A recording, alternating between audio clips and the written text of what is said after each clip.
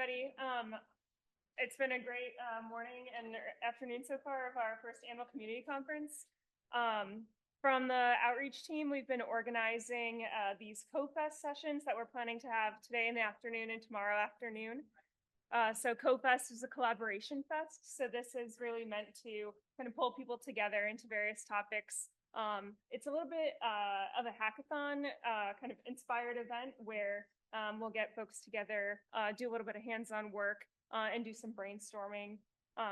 So I'll just cover kind of the four main goals of our CoFests and then talk again about the topics and where those will be.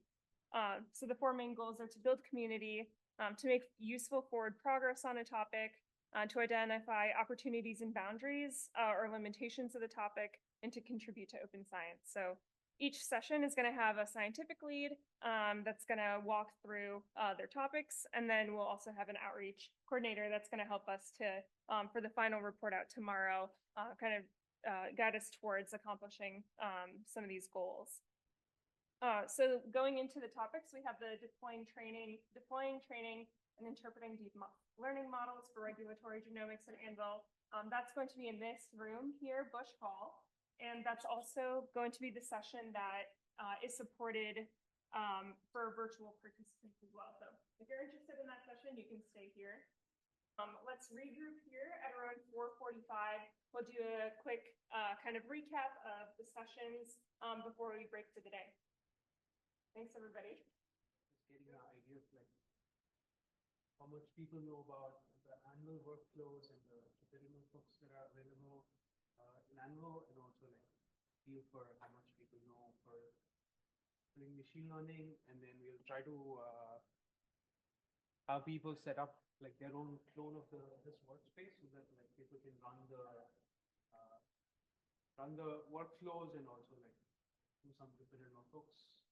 And yeah, Anshul will join in an hour or so, and then like he will give some just introduction to deep learning and more in detail, like how do you train these models, sort of not like different from its presentation, and then you'll go back to actually training models. I mean, start with some logistics, and then move on to yeah, and then we will move on to actually training these models and running notebooks. So I think, yeah, if you can scan this barcode, I think.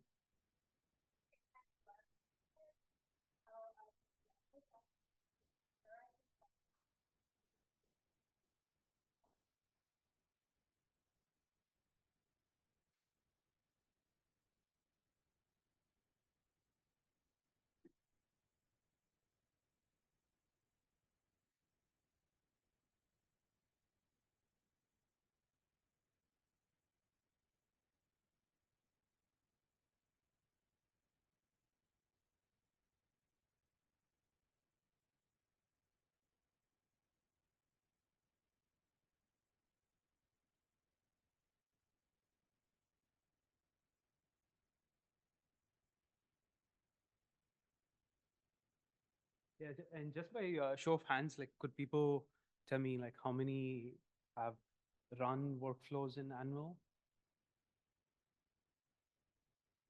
Okay, and like Jupyter notebooks? Okay, and like, are you guys familiar with machine learning, deep learning models?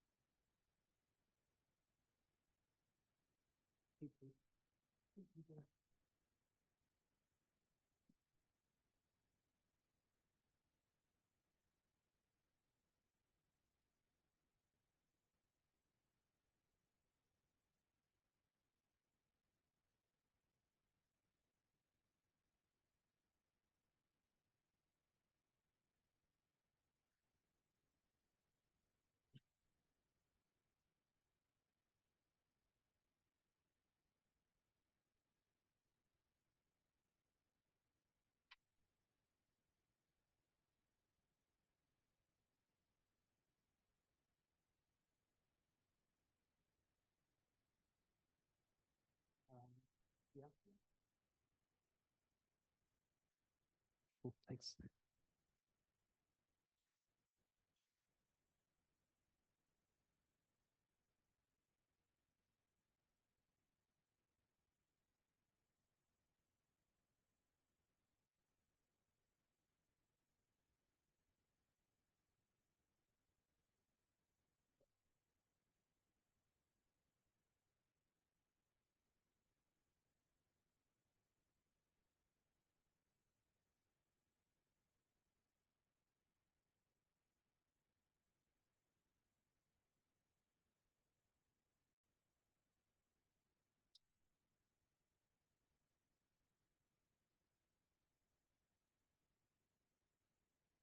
Yeah, if you guys can navigate to the AnVIL page, uh,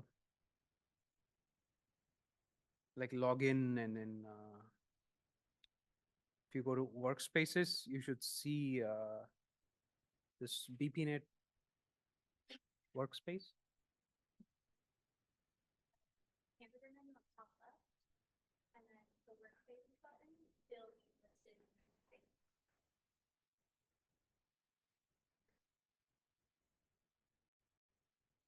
Yeah, so usually when you go to the workspace, you have a dashboard with like basic information about the workspace, and then you also have a data section where you have these data tables and other data sets that you have in your workspace. Then you have the analysis section where you can have different notebooks where you can do different analysis, the data that you have, and then there are these workflows that you can run, and these take basically these data tables as input, and then they can also write back uh, their outputs to the data table. So data table sort of acts as a like a center for both like data input and output for these workflows. And then in the job history, you can see all the uh, uh, workflows that you've done. So I think we will, yeah, like, yeah, these are the list of things basically to do to train a deep learning model. So we will go through each of them one by one to see like for these different steps, like why do we do them? And then like what are the inputs and what do these steps produce? Uh, and then we also have uh, like few analysis steps here, like where we take already pre-trained models and then try to do some things with them. So you also get a feel for like what you can actually use these models for. Uh, yeah, to start with, like we want to create these data tables. So basically, like these workflows, they take in these entries from these data tables.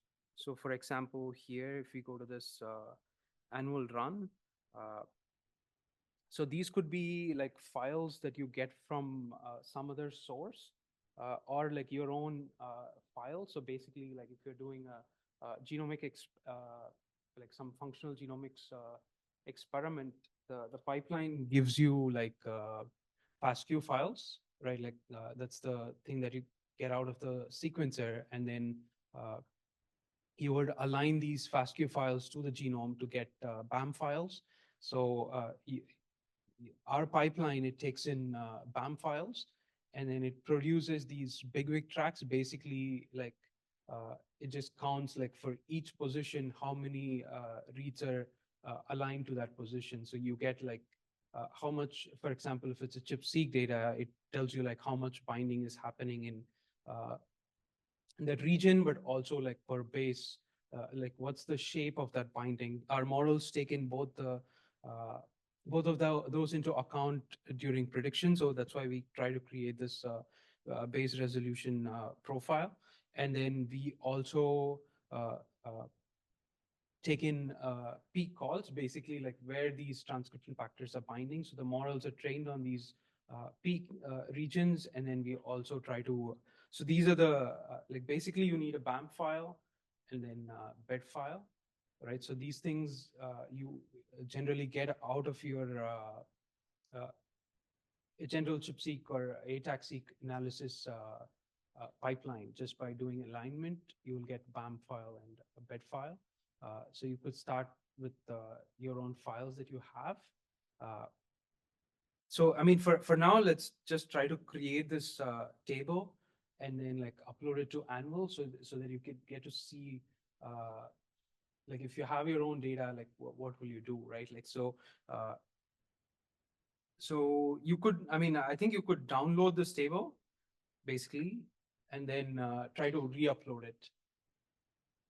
Right, like, and we will strip it of all the other details that it already has. So we will, so like when you download it, open it in Excel, and then we will just retain some of those columns and pretend like you created those entries, and those are your own files that you're uploading, right?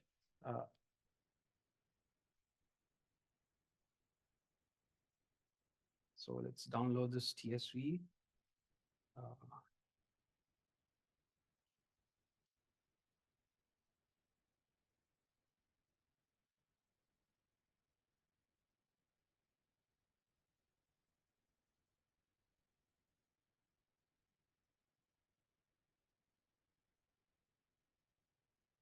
So you can also start with bigwig files, like if you have already produced bigwigs from those BAMs, but these bigwigs are slightly different than what you get out of the pipeline. Like sometimes people have these p-value bigwigs. It's just not the raw signal itself. Like these bigwigs that people generally like show in papers, like publications, those are p-value bigwigs, or like smooth coverage tracks. So like those bigwigs, we don't want those bigwigs. We want more raw bigwig. So if you don't have that, like you could start with just BAM files. So so for BAMs, we have basically like these alignments, and then so you can delete all these columns. Like these are all like columns that got generated after running these workflows. Like, so we have already models and like motifs that these workflows generated. So it's already in the table because I've run them already. But we will start with like none of these. So and these data sets. So if you click on one of these cells, you would see like these are the files. Like, so basically it's in a Google bucket, and yeah, this is the BAM file, and we're just, so when we run these pipelines, it knows like for this file where to get that data from, right? Like, so it will take this BAM file from this Google bucket, and then it will process it. So you need to, so it has already been uploaded to Google Cloud. So the other thing that you would need in addition to this table would be like uploading these BAM files to Google Cloud, right? Like one of the buckets. So we will also like download some of these BAM files to your local computer, or you could, in theory, like you would have it in your own cluster, right, in your server, university server, and then you can either programmatically, like using GCP's upload tools, you can upload them, or like in this case, you could just use the graphic user interface, and using the browser, we will upload these, like in case you don't have these GCP tools already installed to upload them.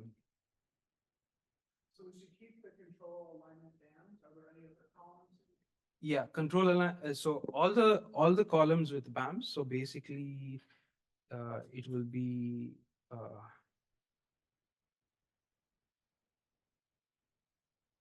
control alignment BAMs, peaks.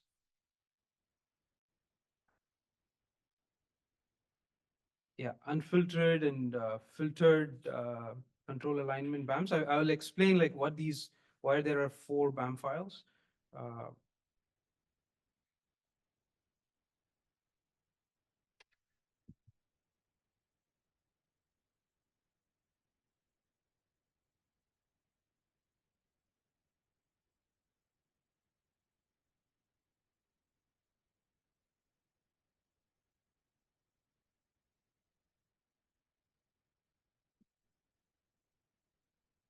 Yeah, and then there should also be a column called alignment BAMs. So just these 6 columns. So the first one is just an ID, it's just a sample ID. You can name it whatever you want. So in this case, I'm using this ID from ENCODE, because I downloaded this data from the ENCODE portal, so I'm just using it. You can just name it I don't know, like CBVP replicate 1, right? And then so there are these 4 alignment BAMs that we have. So those would be, so when you run the pipeline, it does the alignment, and then usually you will filter them for read quality, and then you also filter it for duplicates. Like we don't want duplicates in the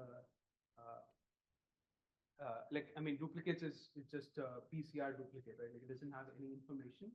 But the way that we run it is like if it's actually paired and sequenced, we want to remove the duplicates because we can reliably remove the duplicates. But if it's just single and sequenced, we don't want to remove the duplicates because we cannot reliably remove them. We end up throwing away a lot of the signal. So we provide both the unfiltered alignment BAMs and then alignment BAMs. And then the pipeline, depending on whether that particular sequencing run was run as single end or paired end, it will take one of these BAM files. And then ChIP-seq data also has this thing called whole cell extract control. So basically, it's just the DNA from your cells that was used for ChIP-seq. It's just pre-chip DNA, right? It's the amount of DNA that you're putting into your experiment. So it's just a control that that the model uses to remove this background bias from the signal. So it only tries to learn the residual from the sequence. So this is something that you can provide if depending on the experiment. Like if you're doing like chip exo or something, you might not have this control. But ChIP-seq data generally has this control BAMs. Could you make the columns a little larger so you can see? Yeah. Yeah. So it's like unfiltered control BAMs, alignment BAMs, and then control alignment BAMs. You have unfiltered. These are the experiments. The first, the second, and the third column. The fourth and the fifth are the controls, and then you also have the peaks. So these are the bed files, which tells the model where the binding is happening, right? Like, so in this case, I've downloaded all these files from the ENCODE portal. So if you go to just the ENCODE website, and then you can search for like particular experiments, and then so this is GATA1 in K562, right? Like this is the ChIP-seq data that we are working with. You can also like download different BAM files, or if you have your own BAM, you can also try that. But for this purpose, we would just so these have been aligned to the HD38 genome, and then we take these 4 BAM files. So basically unfiltered alignments, So there are like multiple replicates. So that's why you have 2 for each. So so I downloaded all these BAM files, right? Like you can just like just download to your computer if you want to like try that, or if you might already have them like your own data. And then each of these ChIP-seq data sets have an associated control. This is the input DNA library that was used while the ChIP-seq was done. And then they also have these BAM files, the unfiltered alignments and the alignment BAM files. And in this case, there is only like one replicate. So there is only one file for each of these. So you download all of this to your local computer, and then you can upload to them to the GCP bucket. So in the Excel sheet, like, so this is just a string, right? Like the first one is just a string. The second one, because there are two files, this is how we specify that it's a file array. So we have like one BAM file and then another BAM file, and it only just basically the path to where those BAM files are. So if you're uploading, if you want to try uploading, like then you would change basically that bucket ID. So each of the workspace, like because you cloned the workspace, you now have your own workspace, and that will have a associated GCP bucket, and that bucket has an ID. So if you go to the dashboard, your workspace dashboard, you can open bucket in browser. So this opens up that bucket, and then you can like see all the files. So this is where everything is basically stored, like all the outputs from your runs, and some of the inputs that you want to provide for your runs. You can either get it from other sources that are available in AnVIL or other sources, or you can also upload your own data and keep it in this bucket. It doesn't have to be this bucket. It can be any GCP bucket, but you can just arrange it here. So in this case, I've created a folder called uploaded files, and then created this particular folder, and then uploaded these BAM files. So basically, if you want to do it by yourself, so you would download these BAM files from the ENCODE portal, just clicking on all of those files. And then you just click this upload folder. So you can name it however you, whatever way you want. So you just upload folder, and then you can just select like whatever, whatever folder where you have all those BAM files, and that will upload your data to the GCP bucket. And then you can copy.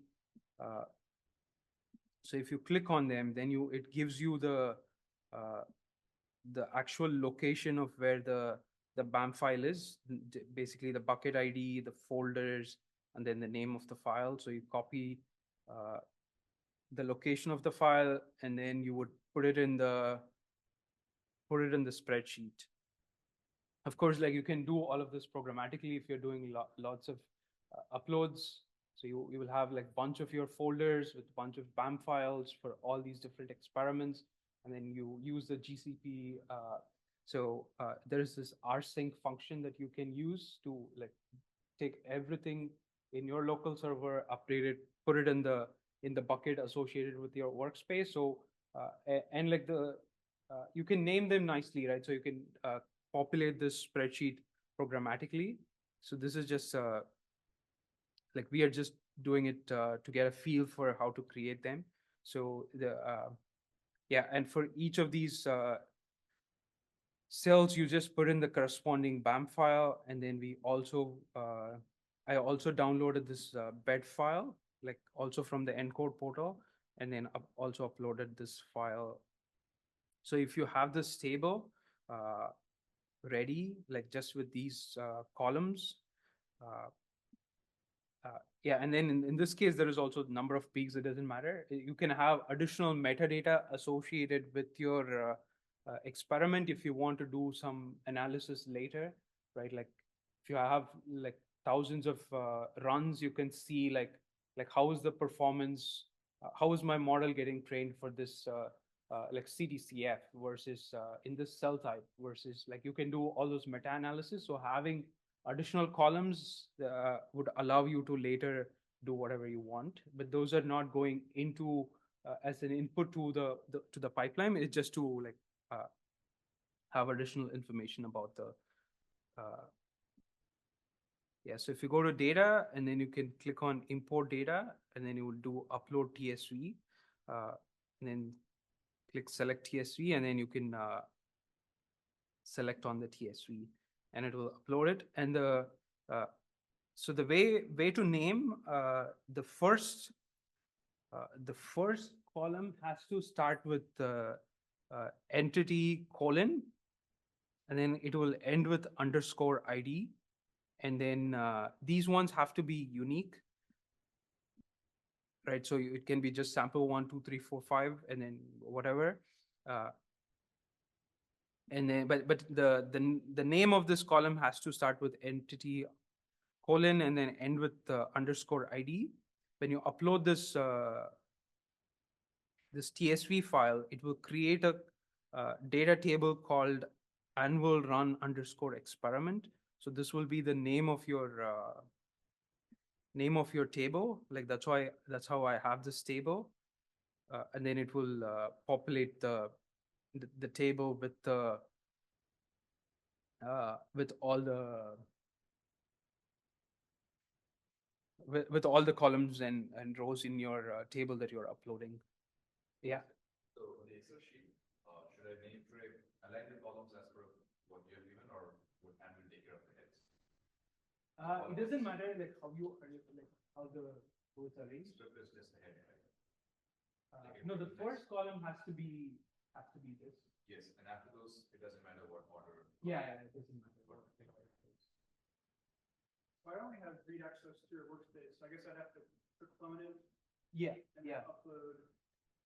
This yeah. new To table. that clone space. Yes. Should I name this a different table? Because otherwise I think I'll overwrite the original value. Yes. So I think you can. I mean, for this purpose, you could also delete that Yeah. table. Yeah. But yeah, yeah, you could also rename into something else if you want. Like either option is fine.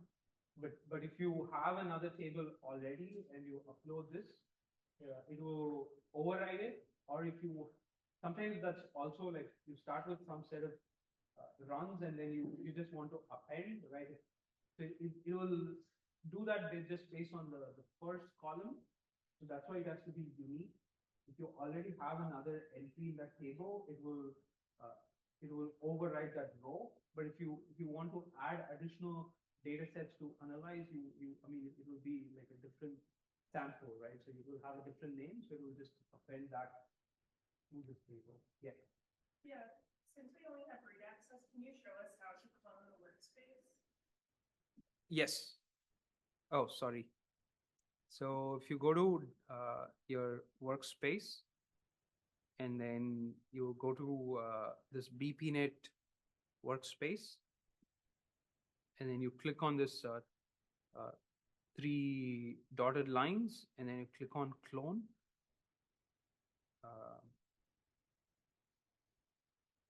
And then, yeah, you can name it whatever you want. And then I think,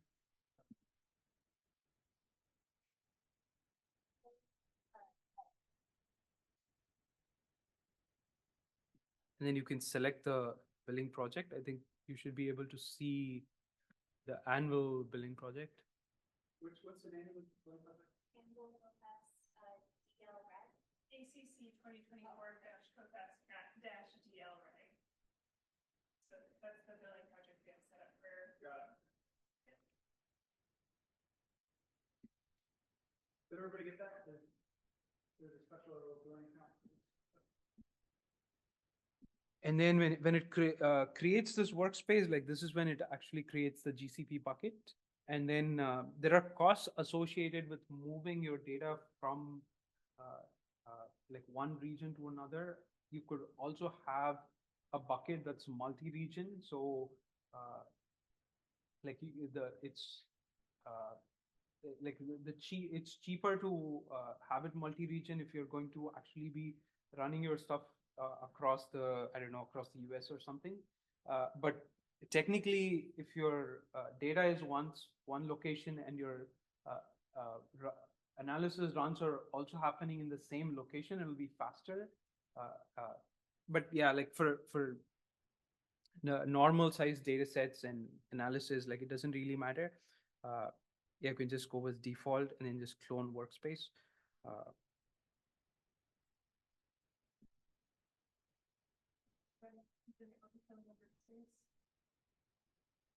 It might take about 1 second. Yeah.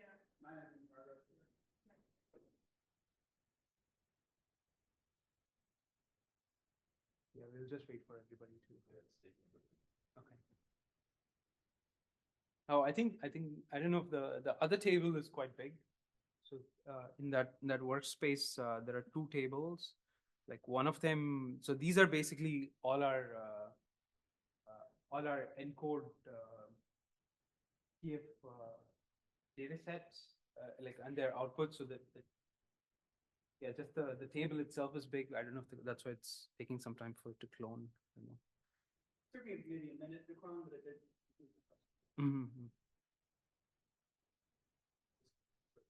So you for it, really just pay for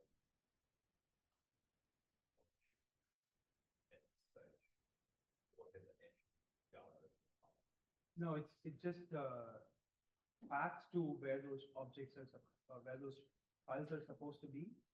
So you would have to upload your BAM files to GCP separately. Yeah. Right, like that's what I showed before. Like, so you go to this bucket associated with this workspace, and then you upload either through the browser, or you can programmatically upload like just yeah, like G-Cloud rsync to just sync all your files with that file.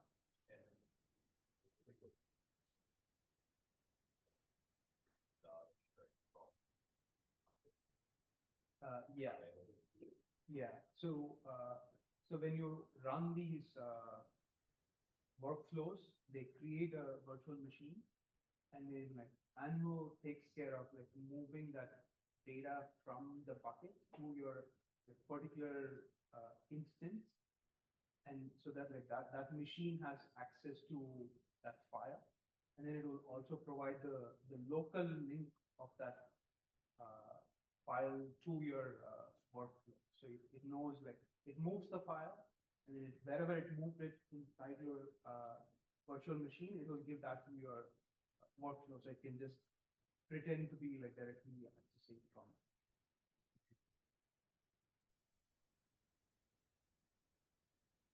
Yeah, is everyone able to clone the workspace and also have the table?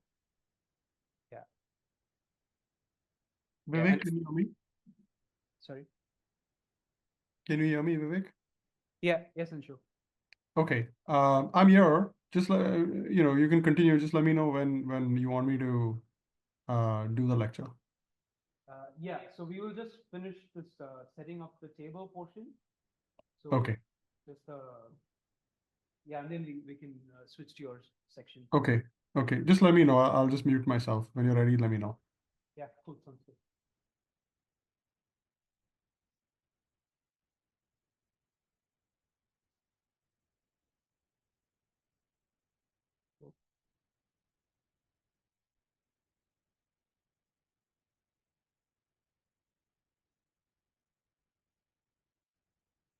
Yeah, so now everybody guys have a table, right? So this is the basically the input that we will use to run the workflow. So Anshul will now like talk about just deep learning in general, just the ideas, and then we will go through these different steps using these files, and then like produce different deep learning models, and then do something with those deep learning models. Do you want to take over, Anshul? Sure, I can do that. I don't think I'm able to share my video. but that's okay. You don't need to see my face. Um,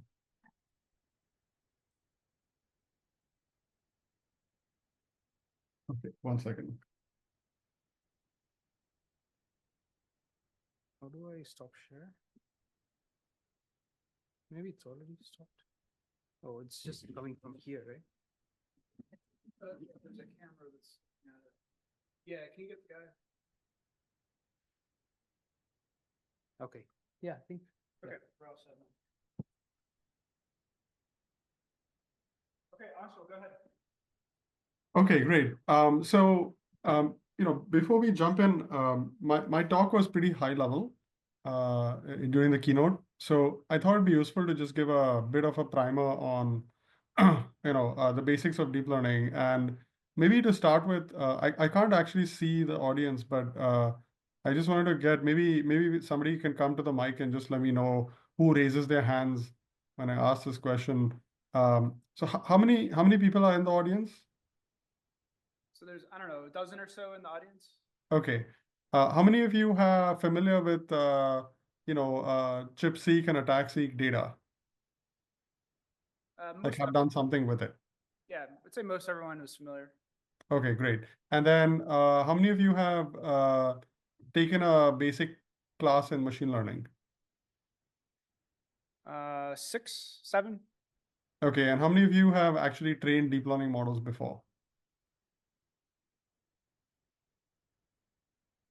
I'm getting a few maybes.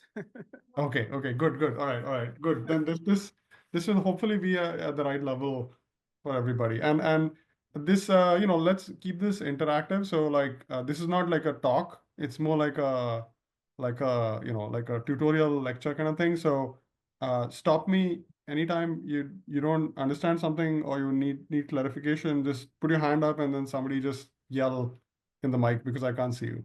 Okay. Okay, thank you. All right. So. Let's jump right in. This will be probably an hour, depending on how how many questions people ask or so. So, and I think it'll put into perspective like what these models are doing. It's good to know, even though like AnVIL makes um, things very easy in terms of like creating these tables and pointing and clicking, and the model just kind of magically trains. I think it's important to understand like what exactly is going on under the hood. So I'll try to go into that into a little bit detail. Not too much, not making it overwhelming, but just give you enough that you understand what's happening under the hood. Okay. Um, so what we'll cover today is I'll give a sort of overview of how we use supervised machine learning for regulated genomics. We'll talk about some of the basic internals of neural networks and convolutional neural networks. Particularly, that's what really BPNet and Chrome BPNet models use as architectures. I'll talk briefly about what it means to train a neural network, what it means to evaluate a neural network, and then we can discuss some modeling choices, how to interpret a neural network, and then modeling choices, limitations, pitfalls, so forth. Okay. So I'll skip this because we talked about this, but we're going to model this kind of data, like molecular profiling data across the genome. And as you know, some key properties of regulatory DNA sequence, they're bound by transcription factors. Each transcription factor has sequence specificity, so it recognizes some kind of patterns. They often represented as motifs, but these kind of mononucleotide position weight matrix models are really insufficient representations of DNA binding specificity. Nevertheless, I think they're still interesting concepts because they have a very strong parallel to the kind of patterns that convolutional neural networks are learning. Okay, so we'll just talk about motifs, and then you can often have multiplicity. So you can have homotypic density. You can have many multiple instances of the same motif inside a regulatory element. You can have heterotypic density. So you can have combinations of motifs. And then often there are interesting spatial grammars of heterotypic and homotypic combinations, where there are soft or hard constraints on relative spacing, orientation, and so forth. Okay, so that's the kind of key properties our models should be able to learn if we want them to be accurately modeling the data that we are training them on. So we're going to talk about these kinds of assays, right? ChIP-seq DNase attack, which I talked briefly about in my talk. And the basic idea behind the predictive model is as follows. We're going to convert this problem of trying to understand how sequence drives activity into a supervised machine learning problem. What does that mean?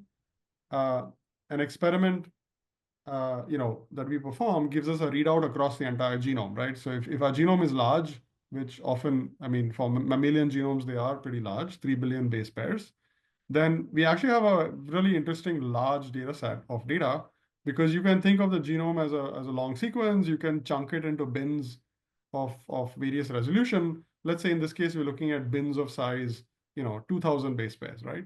And these need not be non-overlapping. You can literally, stride one base pair at a time, but effectively you can get, millions to billions of bins, right, across the entire genome of sequence, 2000 base pair, 1000 base pair, or 10,000 base pair, whatever you decide to use as your basic unit. And that decision is really a question of, what is sort of the extent of interactions that you expect in a sequence, right? So if you're modeling transcription factor binding, a large proportion of the signal is locally driven, although there are clearly long-range interactions. If you're modeling gene expression, the promoter of the gene by itself is not going to contribute that much. A lot of activity is regulated by enhancers, which are much further away. So for those kinds of models, you probably need much bigger sequences or ways to capture long-range effects, right? But either way, the key idea is that you bin the genome, and what you end up with is like many sequences, and the experiment effectively generates a label on these sequences, right? So every sequence bin in the genome can be mapped using the data, the sequencing experiment, to some kind of activity. That activity could be binarized. Some people like to call things on and off, or bound, unbound. Or even better is don't like waste the quantitative information data, model the data as it is, capture like the actual coverage or normalized coverage or some such thing, or in the extreme extent, the base pair resolution coverage, right? Either way, you get a really nice data set of paired sequences and their corresponding activity labels. This falls into a classic supervised machine learning problem of trying to learn some function f that tries to map some input to some output. And to train such a model, you need lots of examples of inputs mapped to outputs. In our cases, sequences mapped to activity labels, right? So how does a supervised machine learning model actually work? What does it mean to train such a model, and what does it look like? Basically, there's some input X. In our case, it's sequence. And any machine learning model, what it basically is doing is transforming this input X. So there are some parameters of the model. We'll talk about some very simple models and then build from there. But these parameters of the models are applied to the features in the input. And that's the weights shown right here. They call weights or parameters. This is what you need to learn. Okay, when you say you want to learn a model, you're going to try to learn what these transformations need to be. And that's the weights or the parameters of the model. Once you have these weights or parameters of the model, you apply them in some mathematical function to the input, and that transforms the input into some output. Now you can stop there, or you can apply additional transformations. So a neural network, for example, a deep neural network will apply multiple layers of transformations. Each layer essentially encodes these parameters or weights, and a series of these transformations, the goal is to transform the input X into some kind of prediction Y hat, right? Or Y hat. And this prediction ideally should be as close to the actual label, right, in the training data as possible. So your goal is to learn these transformations and learn these weights of the model such that it can transform X to Y dash, such that Y dash is as close to Y as possible. Now, when I say as close to Y as possible, you need to define that mathematically, right? And that's the loss function. The loss function is simply a contrast function that takes the predicted Y and the actual Y, and again, computes some kind of mathematical function on it. And that function is a measure of distance or similarity, right? And you want the distance to be low or the similarity to be very high. That's the loss score. So now let's take an extreme example where you don't actually train this model at all. You just randomly use weights, right? So these parameters of the models is random numbers. Obviously, when you transform X to Y dash through some random model, it's going to be terrible, right? It's going to be very different from Y. So the loss score is going to be very high. The difference, or whatever measure of dissimilarity, is going to be very high. Now, this optimizer is what you really use to train this model, right? So what the optimizer is going to try to do, it's an algorithm or it's some kind of approach that takes this loss score. You want this loss score to be very low. That means the model is actually learning or doing something interesting with respect to the transformations. But you take the loss score and the optimizer kind of takes this loss score and then has some approach for updating the weights of the model, right? So you're transforming, you're constantly learning as you give the data, as you give the model more and more data, that is pairs of X and Y, right? X is the input, Y is the true target. The optimizer uses a loss function to compute this loss score and then has some approach algorithm to update the weights of the model so that the new predictions Y hat are closer to Y than before. And this sort of continues till you get as close to Y as possible, right? That's the basic idea. That is supervised machine learning, okay? So it relies on having X and Y's, pairs of inputs and targets, and then a loss function that defines how to quantify how similar the predictions and the targets are, and then optimizer that learns to update the weights of the model, and the model itself needs to be defined. That is, what is the transformation that you're going to apply to the inputs, right? So that's the model, right? So that's the key components of supervised learning. So let's take a very simple model, which is a linear regression, right? You can think of it actually as a linear neuron. A simple, like everyone knows how linear regression works. There are a bunch of inputs X. There's an input example X. It is featureized in some way, X1, X2, X3. An example of features would be if I took sequences, the individual nucleotides in the sequence could be features, right? Or I could use chimers as features. So the X1, X2, and so forth are features of that input example X. Now there are parameters θ1, θ2, θ0. These are the parameters of the model that you want to learn. And now we've defined a model. This is a simple linear model, which is a simple additive function. You simply multiply the parameters with each feature. Each feature has its own parameter. You multiply the parameters by the feature, and then you add up the values, right? And that's the prediction function. Okay, that's it. Very simple linear model, right? So training this model would mean that given lots of examples of inputs and outputs, your goal is to learn these thetas, right? You want to learn these parameters that will give you this prediction h of x, which is as close to the observed values as possible. You can also kind of do other transformations. So this is a very simple linear model. A very simple nonlinear model is logistic regression, which kind of builds on this simple initial linear model, right? So here what's going to happen is you start from the same linear model, which simply takes each feature, multiplies it by the parameter, but you don't stop there. You then push that output of that linear model through a nonlinearity. And that nonlinearity in this case is called a logistic or a sigmoid. All it does is it takes the output of the linear model, which can be anywhere on the real line between -infinity and infinity, and then it's a squashing function. It squashes it in the range of 0 to 1. So this is very nice if your goal is to predict probabilities, right? If your goal is to predict some value between 0 and 1, like what's the probability of something being on or off, right? Then this is a nice function because it can take an input, a set of features, X, push it through a linear model that can predict any value from -infinity to infinity, and then nicely squash that between 0 and 1, right? This is logistic regression, okay? And again, training the model simply means learning these theta parameters. So that's a very simple linear logistic model. It takes input and does one transformation to produce an output, right? Logistic regression does two transformations. One is based on parameters, the other is based on a simple nonlinear function, right? But what a deep neural network does is simply, expands this operation in 2 dimensions, right? So here again, like the input is, as I showed you before, a sequence, and I'm representing it with 3 features, right? So each sequence is represented by how many AGAs it has, how many GATs it has, and how many ATCs it has. Okay, that's the input example. The input sequence is represented by a vector of 3 numbers, capturing the frequency of these 3 k-mers, right? So each k-mer is a feature. So this sequence has 3 features. and you're recording the density or the counts of these features, okay?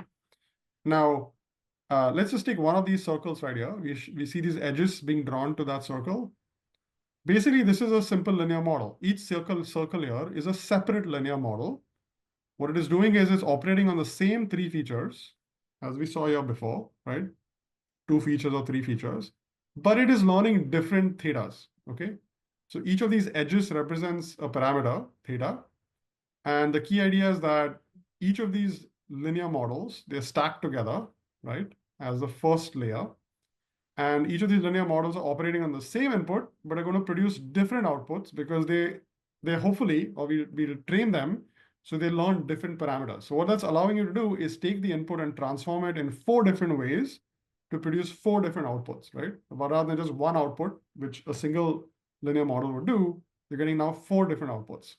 Now what I can do is I can take another layer of transformations, which is another linear model that takes the outputs of the first layer, all of these outputs from the first layer of of linear models, these 4 linear models, and then combines their outputs to produce a second linear model, right? And now you have 4 more transformations producing outputs.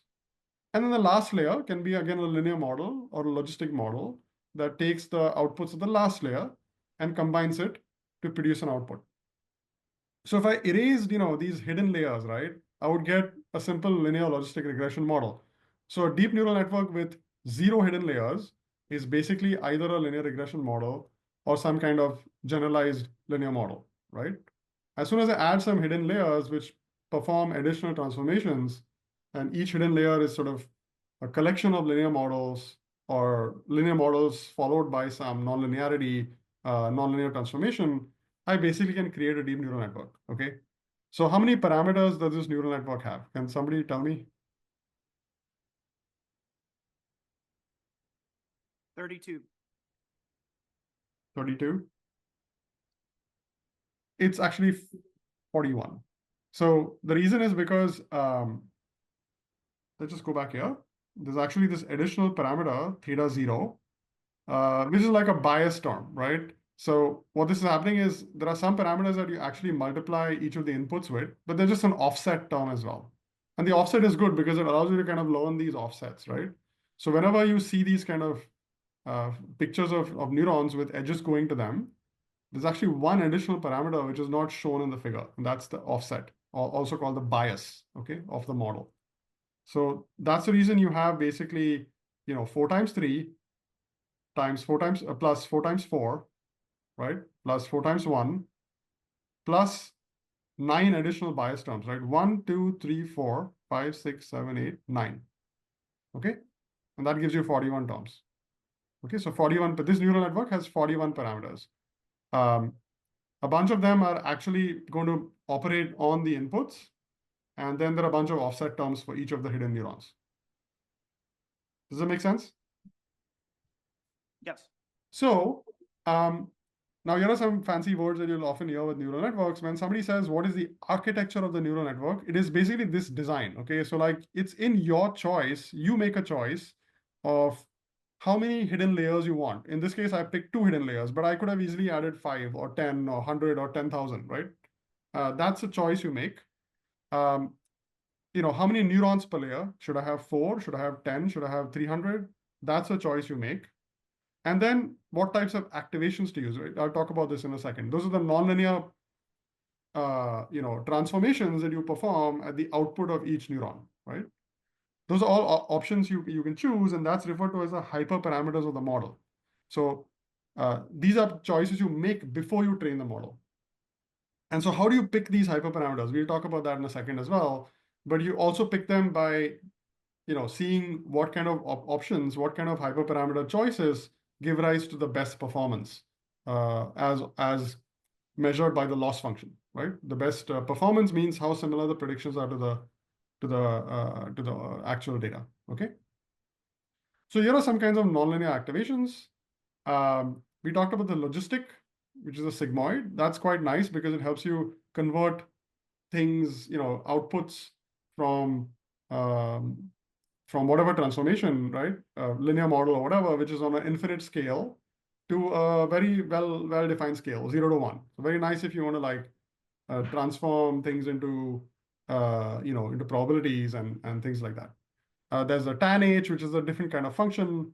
But the most popular one is this ReLU and other versions of it, like this, like the ILUs and JILUs and all these other fancy words. But what they're trying to do is they are very simple thresholding functions. So while the sigmoid converts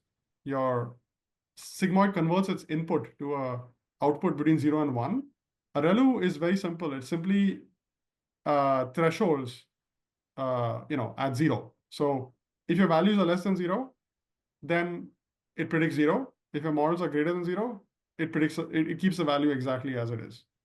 Now, you remember there's this bias term, right, for each neuron, for each linear model.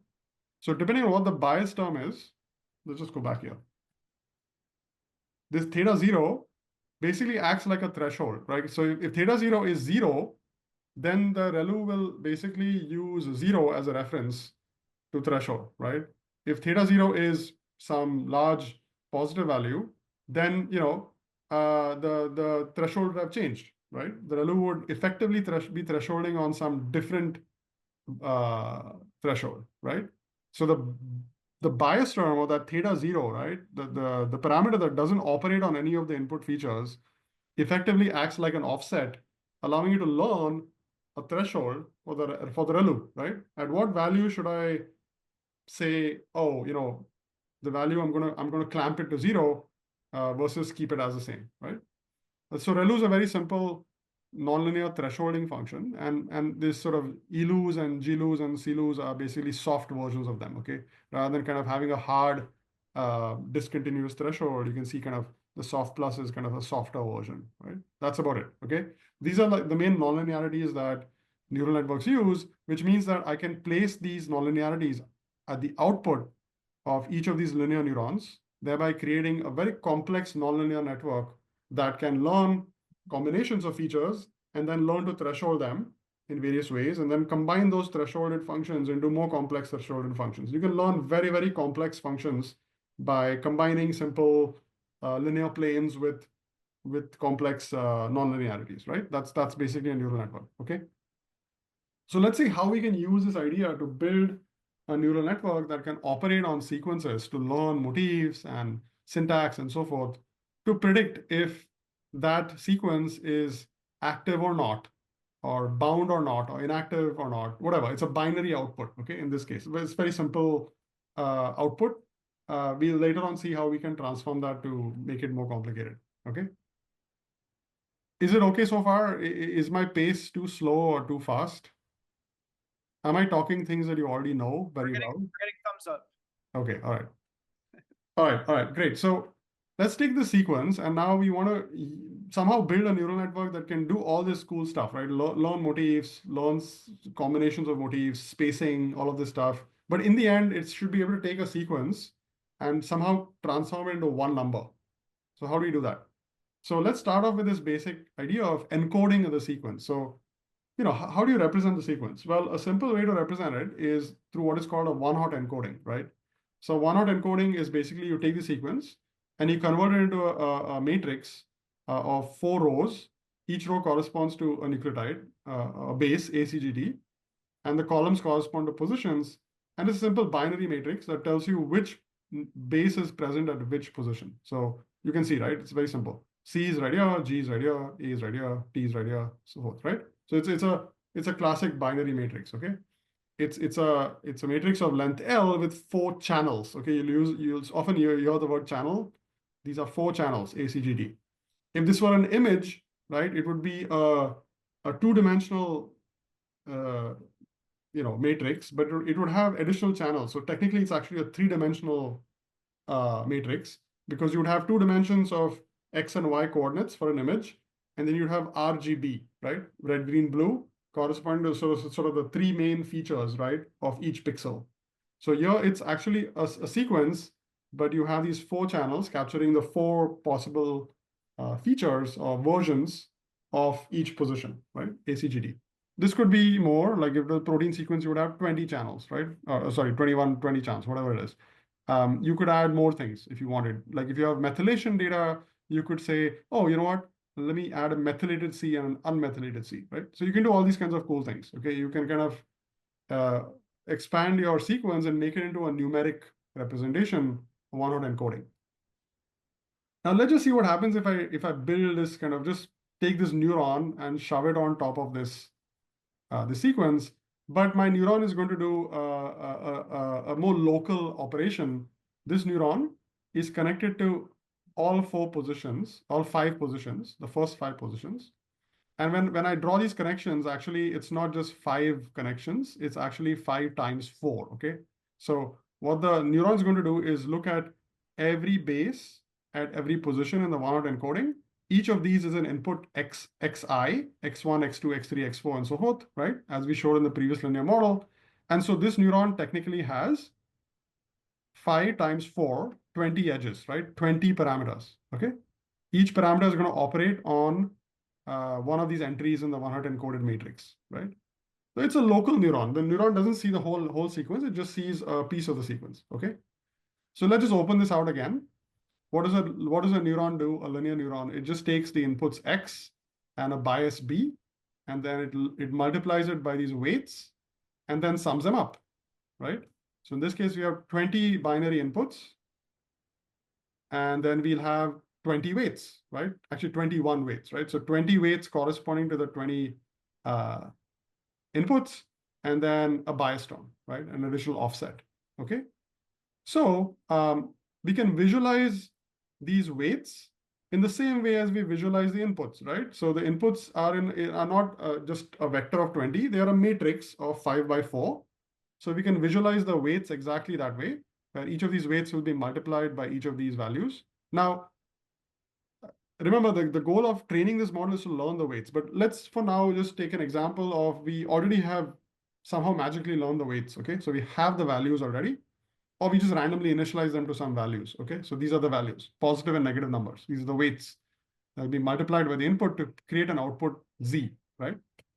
Now, this is what the matrix looks like. I can visualize that as a logo, right? Where, I basically, for the letters that have positive values, I'll plot them on the, on each position is on the x-axis, and the y-axis is the score of each nucleotide, each position. And nucleotides that have positive values will show up on the positive axis, and nucleotides that have negative values show up on the negative axis. You can notice something really cool. This matrix of weights is a motif, right? It's exactly a position weight matrix. In fact, the way I designed this weight matrix is basically to catch the GATA motif, right? The CGATA. So you see how the weights of a linear model organized in this sort of 2-dimensional view that takes one-hot encoded sequences as an input is basically a motif, right? So let's see what the neural network is now doing, what this neuron is doing, right? It's going to take the weights of this motif or pattern, and it's going to multiply them by the inputs.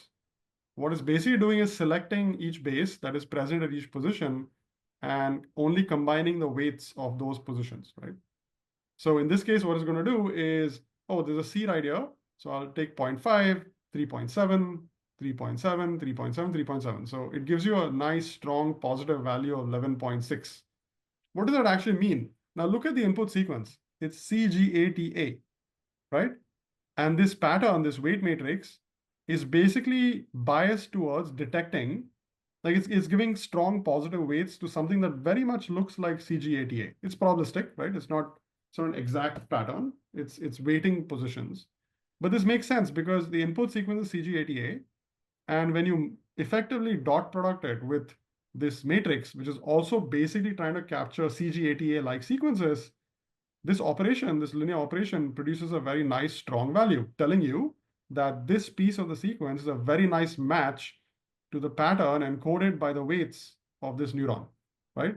So you can see what a neuron is doing. It's basically pattern matching, right? It's basically taking the input sequence, comparing it to the pattern encoded in its weights, and saying, oh, if it's very similar, I will give it a very high weight. If it's a very different looking sequence to my pattern I'm encoding, I'll give it a very low weight, right? So basically it's acting like a pattern detector where the size of the score It basically captures the match of the sequence to the position weight matrix. Now let's bring in the nonlinear function, right? So if I added a sigmoid right after that, notice what happens. You get a nice y equal to 0.9996, right? So now in probability space, it's saying, oh, this sequence is a really good match to the pattern, right? You get a very nice high probability, okay? So that's an individual neuron. So the way to think about it now is that when you take a linear model, it is basically a neuron, and you apply it locally to a piece of the sequence, it's basically acting as a pattern detector, and it's basically scoring how similar that piece of sequence is to the pattern it's learning. So now let's, instead of that, switch it from the sigmoid to the ReLU. We switch it to ReLU now, it's a nice 11.6 value, right? And my ReLU says if I'm less than 0, I'm going to mark it as 0. If it's greater than 0, I'm going to output it as it is. So in this case, it's just going to keep it as 11.6.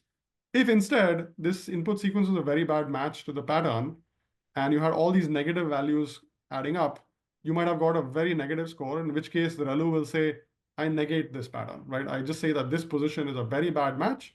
I'm going to say 0 output, right? So that's kind of a hard thresholding approach versus if you just kept the values as they are, it would be a soft thresholding. It would just give you like negative values or positive values, right? So you can make that choice, okay? And if I add a bias term, if this bias term was not 0, then I could switch, what the ReLU considers as significant, right? If this bias term was, let's say, -6, then the value of this output would have to be greater than 6 for the ReLU to say, okay, I'm gonna give it a positive. I'm gonna keep it as it is, right? So basically the threshold is shifted to 6 rather than 0. You see what I'm saying? So you can kind of play around. The model can learn a thresholding function to decide, how to make a signal move forward or not. Okay, so now how do we expand this, right? How do we create? How does this result in some complex neural network? So one neuron acts as one pattern detector, right? It learns like the weights of that neuron are capturing one motif. Now we know that like our regulatory sequences potentially have tens of thousands of motifs, right? Or maybe hundreds, or maybe 5 or 10. So depending on how many different patterns you want to learn, you can just design a bank of neurons. Remember, each neuron is seeing the exact same inputs, but now is encoding different weights. So it's going to see the same input and produce an output, but it's doing a different pattern match every time, right? So each of these 3 neurons is learning is trying to encode a different motif. It's going to scan the exact same sequence, and it's going to produce 3 outputs, right? This bank of neurons is going to produce 3 outputs with 3 scores, telling you how similar is that sequence to 3 different patterns, okay? Now, that's just scoring this one piece of the sequence, right? But don't you want to scan the entire sequence? You want to know like, oh, I want to see every piece of the sequence and like figure out how good of a match it is to these three patterns. So that's what we will do. The simple idea is this act of scanning is simply replicating this bank of neurons. In this case, just to avoid visual overlap, I've moved it by 2 base pairs, but it will actually move every base pair, right? So you will take a window of 5 and you'll move it 1 base pair to the right. You'll score it again with the same 3 patterns. You move to the right again, score it with the same 3 patterns, and so forth. So what you'll end up with is this sequence, which initially was a matrix of size 4 by whatever this is, 10, I think. Oh, 1, 2, 3, 4, 5, 6, 7, 8, 9, 10, 11, 12, 13, whatever. So this matrix of size 13 by 4 has now become a matrix of size 13 by 3, right? Because each position now is getting a score from each of the 3 pattern detectors. So you see how the sequence is now transformed? It initially started off as a 4 by 13 matrix. Now suddenly it's become a new 3 by 13 matrix, where these 3 channels now are not capturing simple ACGT. They're actually capturing this complex patterns that are encoded by these 3 neurons. So now you transform the sequence from a simple nucleotide space to like a motif space, right? That's super cool. So now you have 3 motifs, and your new feature space is 3 motifs, and you're looking at the activation of those motifs or the pattern similarity of those motifs at every k-mer across the sequence, right? Now what I can do is stack some more neurons on that. And then what that's going to do is now those neurons are going to take the outputs of the first layer, right, which are these activation scores of the first series of patterns, and they can combine them. So for example, if this neuron could learn much more complex patterns, right? It could learn, oh, is there a CG80 on the left, and then is it separated by two base pairs, and then the CCGA, right? It can learn that. It can learn whatever it wants, like depending on how you encode it. Again, the weights are now operating on the outputs of the first layer of the neuron, and then transforming them again.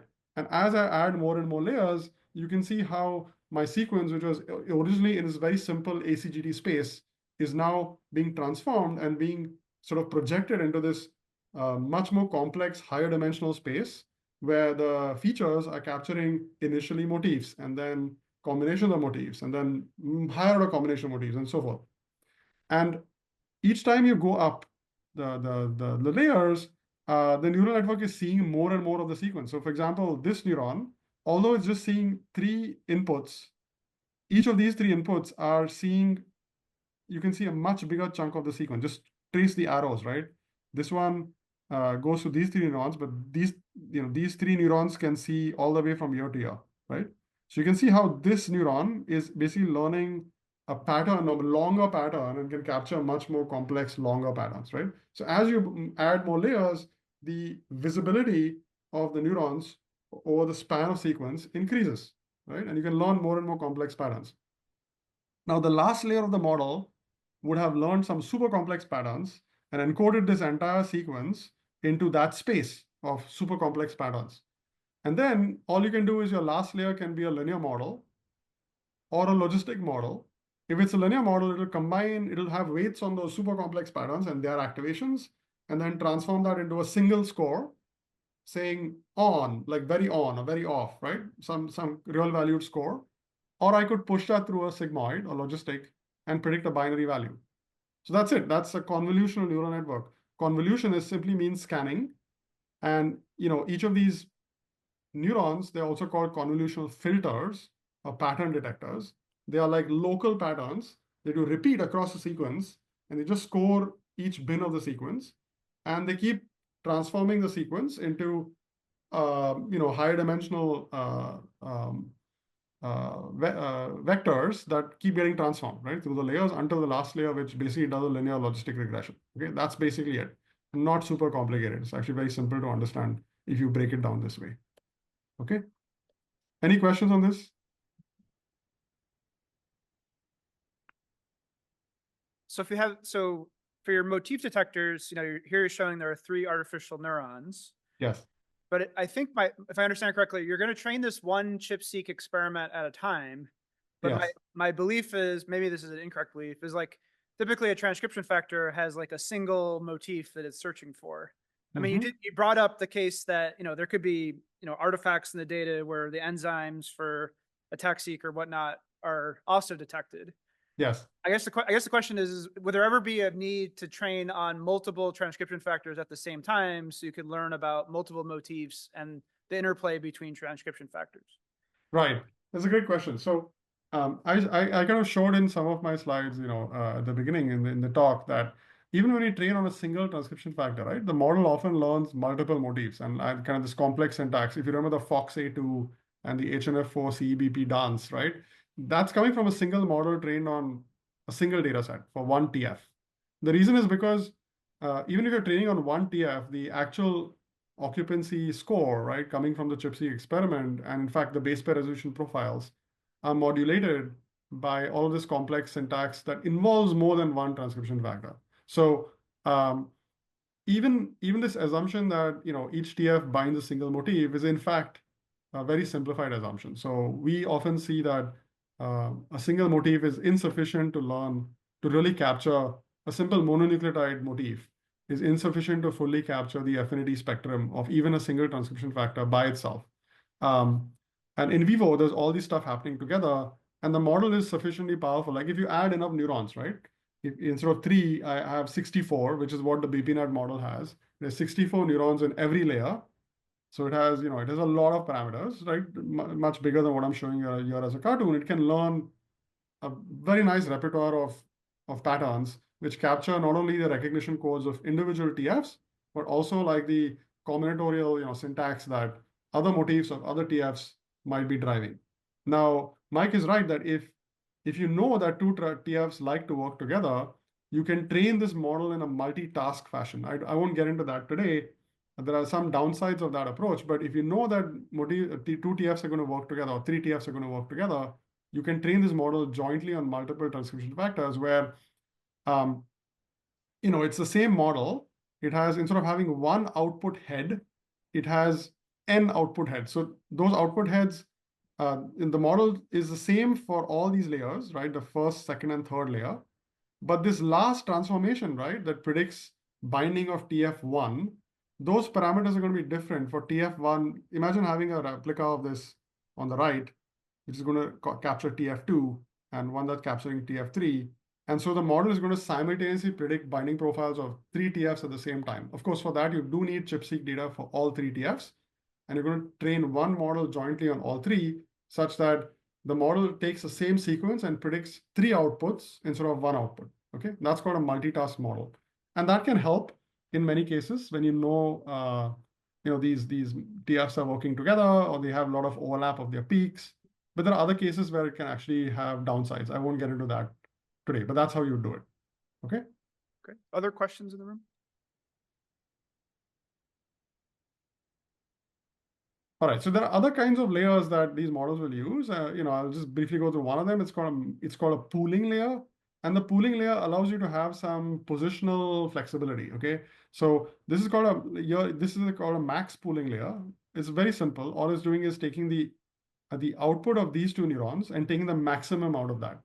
So what that allows the model to do is say, like, imagine there's a motif that fires at position 1, and the same motif fires at position 2 in another sequence, right? If you don't have this kind of pooling layer, right, then the model is very position sensitive. So like it really matters exactly which position each sequence is present at. But we know that regulatory DNA sequences, they have motifs that can kind of slide around. Doesn't make a big difference if the motif is exactly at one position or it's two base pairs away in absolute terms. In relative terms, it might, but in absolute terms, it doesn't really matter if the motif is slightly to the left or to the right of the sequence, right? So by adding this kind of layer, this is allowing for some kind of positional invariance. Basically, if the motif fires at 1 or at position 2, the model will call it as 2, right? So it's allowing the motif to kind of slide around and still produce the same output irrespective of its position. So you can do max operations, you can do average operations, you can do all kinds of interesting things of like essentially integrating outputs of neurons across positions to give rise to some kind of like flexibility, right, of summarization across positions. Okay, those are called pooling layers, and that's all I will talk about in terms of architecture. Okay, there are much more complex architecture like transformers and RNNs, and I won't get into that today. And our models don't use any of that. Okay, our models are very simple, exactly as shown. So this is the BPNet model that we talked about before. Again, you have 2000 base pair sequence, and just going back here, convolutions. You have one convolution layer, and then you have these what are called dilated convolution with residual connections. I'll talk about what this means, but basically they're very similar to this. Okay, they just have many convolutional 9 convolution layers, and then the last layer of the model. This is the linear model that predicts single value, trying to predict the total coverage. And there's another output. There are two outputs from this model. One output is a total coverage, which is basically exactly like this. It's one single linear head on the output that combines all the information and it produces one output. And this second head tries to learn to distribute that output over each position. So it tries to learn a probability vector over each position, where the probability tells you the likelihood of distributing these predicted reads at each position. So if you wanted to predict the actual coverage at each position, you would take the predicted number of reads and you'd multiply it by the probability at each position, right? So these probabilities would sum to 1.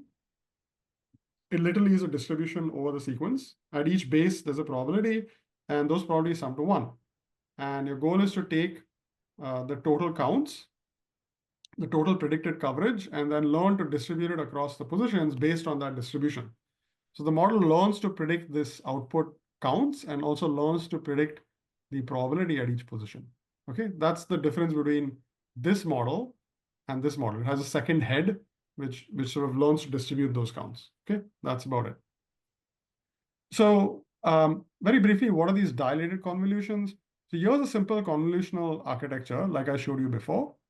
And you can see that, remember I told you as you go up the layers, the neurons in the higher layers effectively see a larger portion of the sequence, right? So even though this neuron is only connected to 3 previous neurons, because each of them are connected to 3 before that and 3 before that, you can see that basically this neuron gets to basically see, these 9 or 10 base pairs, right? Or 7 base pairs, sorry, 1, 2, 3, 4, 5, 6, 7, right? Now the problem is like, you can see that this receptive field, what I mean by that is like how much of the sequence a neuron sees is increasing very slowly, right? As a function of number of layers. So after adding 3 layers, I've gone from 3 to 7. That's like a minuscule. So if I wanted to see 2000 base pairs, I would need so many layers, right? I would need hundreds of layers to actually get my last layer neurons to see the full 2000 base pairs. That's because as you add layers, you're linearly increasing the view of the neurons, right?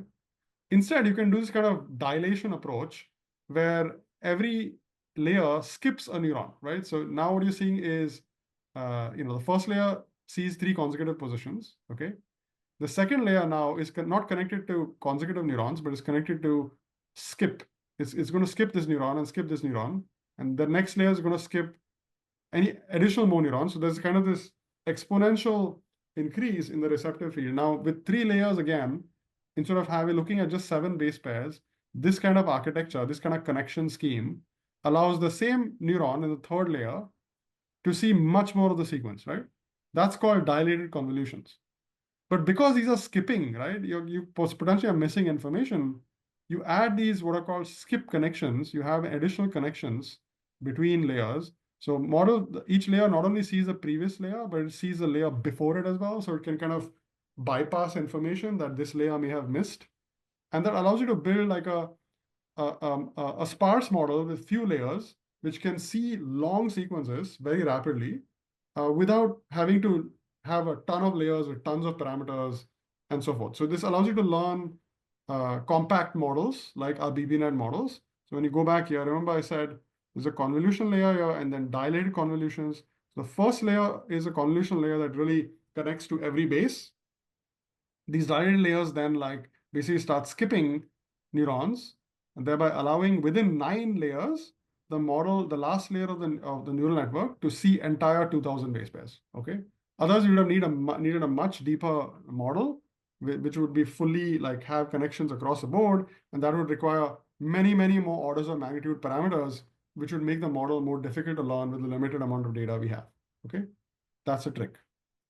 Any questions? We're getting thumbs up. All right, great. So that's how you define, that's the model architectures and this is sort of how you do the Lego. Okay, so like deep neural networks are kind of like Lego. Like you can define so many pieces of this model, right? You can define how many layers you have, what kind of neurons you want, what is their receptive field, how you want to connect them, dilated, regular, all of this stuff, right? Kind of cool. It's kind of like building blocks. In fact, when you write code to specify these models, it's literally like Lego. You literally take like, oh, I want this and that, and you piece them together. Okay, that's how simple it actually is once you learn how to use these packages, right, that allow you to code these up. So the next big question is, okay, now I can architect this model, but I have to train it on data, and the model somehow has to learn, right? It has to learn these parameters, all of these edges, right? The weights of the model. That is what it means to learn. So how do we train these models? Okay. So for that, as I mentioned before, you need a cost function, right? A loss function, which sort of compares the labels to the predictions and then the optimizer uses that to update the weights. So there are commonly used loss functions. Again, loss function is a very fancy word for like, what is the dissimilarity between the prediction and the label, right?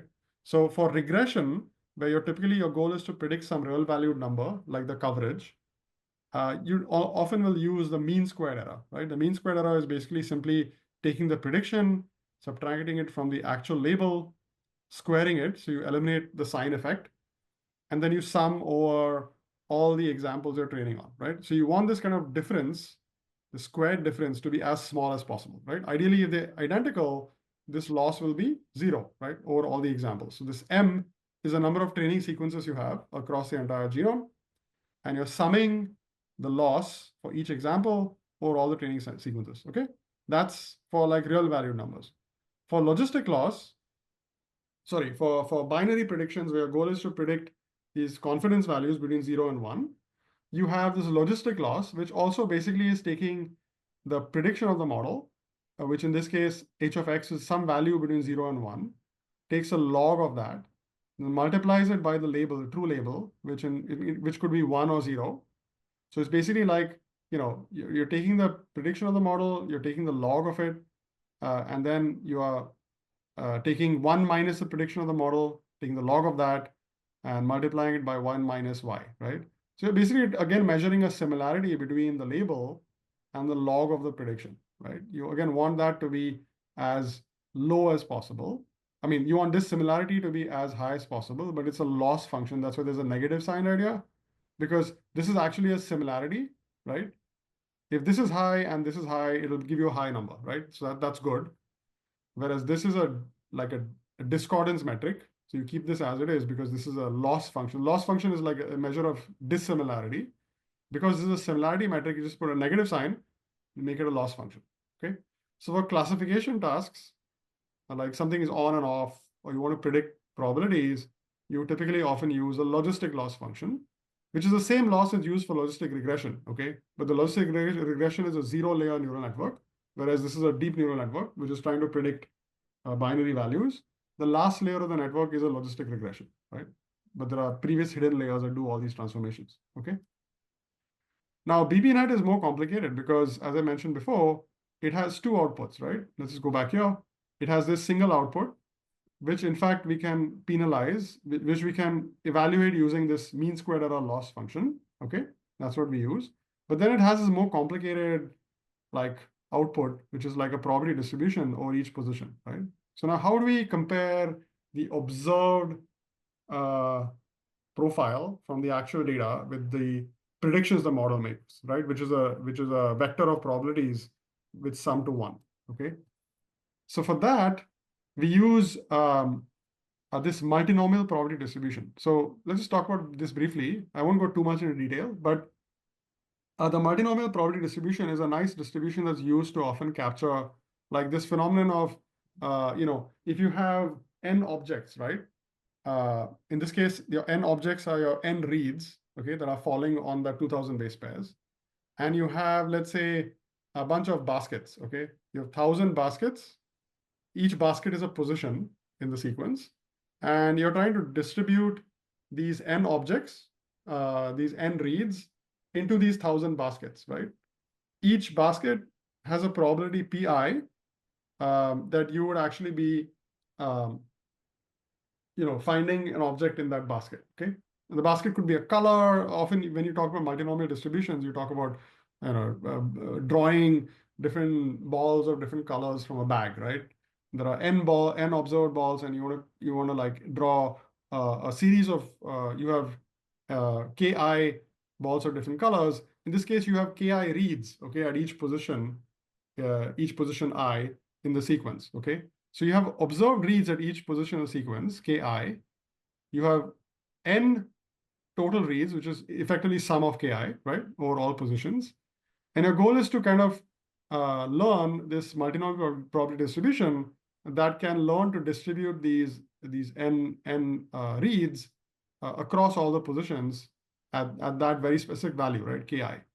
So that can be beautifully captured by a multinomial probability distribution. So the likelihood of this vector of ki values given this probability distribution that is learned by the model, right? The model is outputting these PIs at each position.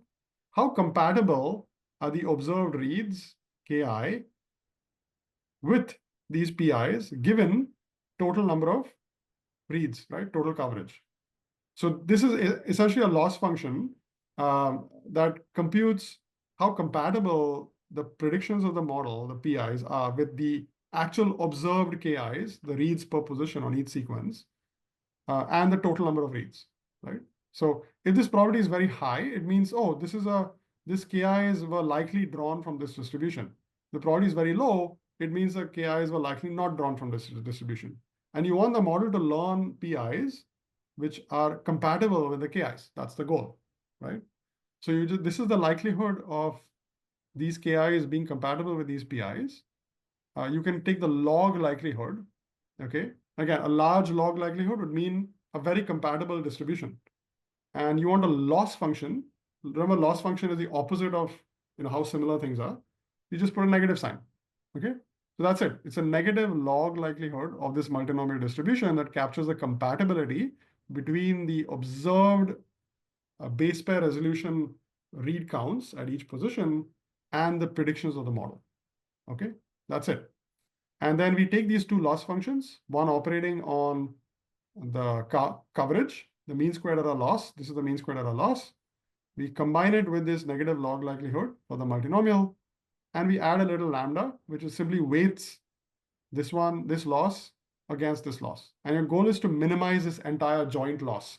So when you do that, the goal of the optimizer is to minimize the difference in the total coverage, right? The predicted and observed total coverage, and to minimize the difference between the predicted product distribution and the actual observed read counts at each position. Does it make sense? At least intuitively, right? You're trying to do two things at one time. You're trying to predict the total coverage as accurately and also trying to predict the base pair resolution distribution of that coverage at every base accurately. Okay, and the loss function does that. Any questions? I think we're good. All right. So then the question is, okay, now given this loss function, right, what is the optimization algorithm to train this model? Now remember, we want to learn the weights theta, right? So we have defined our loss function. We've got that. And let's just think about what this loss function looks like, okay, and how to train it, how to train the model to use this loss to update the parameters. So we're going to take a very simple model, which has only one parameter, okay, theta. So it's literally the polar opposite of what we saw, not millions of parameters, just one parameter theta, okay? And theta can take any random value, right, from -infinity to infinity. And then j theta is a loss function, okay? So here we are looking at the mean squared error loss, which is this nice convex loss, right? If you just plot, this, let's go back here, this function, right? It's a squared function. So for different values of theta, we just plugged random values of theta and we calculated, x times theta, right? That would be the predicted output. We subtract it from y, we take the square. For a single example, it would look like this. Where we fix the example, the training example, right, the x, and we change thetas, you notice that at some point, the loss function is very low or close to 0. That's the best loss, right? That's when the prediction from the model is closest to the actual data. We want to somehow reach this value of theta. We don't know what it is, but we want to get to the bottom of this this surface, right? This loss surface, okay? So this is assuming that, we can try all possible values of theta and then just look up the smallest value of the loss and say, oh yeah, this is the correct theta. But we can't do that, right? I mean, when you have millions of parameters and each of those parameters can take infinite values, you cannot possibly test all possible values of theta to compute the lowest loss.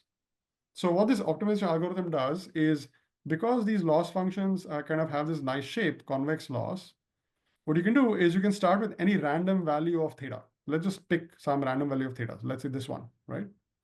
Now your goal is to take this theta, you compute the loss, okay, j of theta. And what you realize is if you want to get to the bottom of this pit, what's the best direction you can take? The best direction you can take is at this point on this curve, if you draw a slope, a tangent to the curve, right? That slope is going to give you the direction of steepest descent, right? That slope is in fact called the gradient, okay? The fancy word gradient is basically this tangent, the slope of this tangent, right? Is the gradient. The gradient points in the direction of steepest ascent, and you want to go into the opposite directions, the direction of steepest descent. So if you negate the gradient, right, it gives you the direction of steepest descent. So that's what we will do. We will take the original theta, okay, this theta j. We will take the loss function. We will compute the gradient of the loss function with respect to theta, which gives us basically this direction, right, that we want to move into. And then we weight it by alpha, which gives us the size of the step we want to take. So the gradient just gives you the direction, okay? So the negative gradient is going to point to the direction of steepest descent, right? How to get to the bottom of the pit. And then alpha tells us the size of the step. So we take our previous theta and we simply adapt it with the alpha times the gradient, right? So that gives us a step in the right direction. So it's like moving right here. Now we've reached a new value of theta. You can recompute the gradient of the loss, right, at that position. That gives us a new direction of descent, and we move down again, and we keep moving down until we reach the bottom. When we reach the bottom, what's going to happen? The tangent is going to be horizontal, right? And the gradient is going to be 0. That means your parameter has converged and there's nothing more to do, right? And this is called gradient descent, okay? This algorithm is called gradient descent. You just think of it like, instead of a simple one-dimensional bowl, think of a ultra high dimensional bowl, like, instead of 1 dimension of theta, now think about 2 dimensions where you'll have like a 2-dimensional bowl or 3-dimensional bowl, but actually imagine having millions of dimensions. Now you can't imagine it in your head, but just imagine. And then you have this kind of surface, and you want to get to the bottom of that surface, right? The surface, the y-axis of that entire surface is the loss. You want to get to the minimum, the bottom of it, and you're going to use kind of gradient descent approach where you randomly initialize all your thetas. You draw a tangent. It's not going to be a line. It's going to be some kind of complex plane in high dimensional space. And the gradient is going to give you the direction of steepest descent. You're going to take steps in that direction, and you keep updating your theta step by step, right, as you go down the curve, okay? And that's basically stochastic gradient descent, okay? So that's basically how you train the model, okay? Where you give the model, for each example, you compute this gradient, right? And then you take steps. That's basically it, okay? I'm going to skip this part in the interest of time. And so what happens over time is, as you feed the model more and more training data, the model sees each data set, each example, computes a loss, gets the gradient, makes a step. And what should happen is the loss should start decreasing, right? That's what basically the gradient descent algorithm is doing. So the alpha that we saw right here, this is called the learning rate. It's the size of the step, okay? Now, just think about it this way. Initially, you want to take large steps, and as you get closer to the bottom, you want to take smaller and smaller steps. Because if you take too large a step, you'll jump to the other side, and then you keep jumping, right? You want to kind of take small steps till you reach the bottom and then stay. So alpha is called the learning rate, and you want to start with something pretty high and then reduce the learning rate. So that's also a parameter that's very important when you're training the model. So often when you're training a neural network, you'll see these kind of loss curves. X-axis is called epochs. Epoch simply means like you're feeding the model, subsets of examples, and you're making entire passes through the data set, okay? So you do one pass through a data set, we're updating the parameters, you do another pass through a data set. And as you make those passes, if your learning rate is good, right? If you're doing a good job with your learning rate, you should see this kind of nice smooth behavior, right? Where the loss kind of decreases exponentially and then plateaus. If your learning rate is too high, then you start kind of jumping around the surface. And instead of your loss decreasing, sometimes you'll actually go very high, like your loss will increase. This is kind of unstable behavior. If your learning rate is also too high, sometimes you will not converge to the bottom because you'll just keep jumping around, and your loss will converge to some suboptimal rate, okay? So these are loss curves that you'll often look at when you're training the model. Any questions? Good. Okay. And so last thing we'll talk about is how to measure predictive performance, right? We're training this model. All of this looks great, right? And the model is going to converge to some minimum loss. That means its predictions are going to start looking very similar to the data. But then how do you know if your model is doing well? Well, if you're doing classification, right? If you're trying to predict something is on and off, you will often see these kinds of confusion matrices. So what that means is I have predictions and I have the actual labels. My actual labels are binary. My predictions will often be some value between 0 and 1 because I'll be pushing the model through some sigmoid.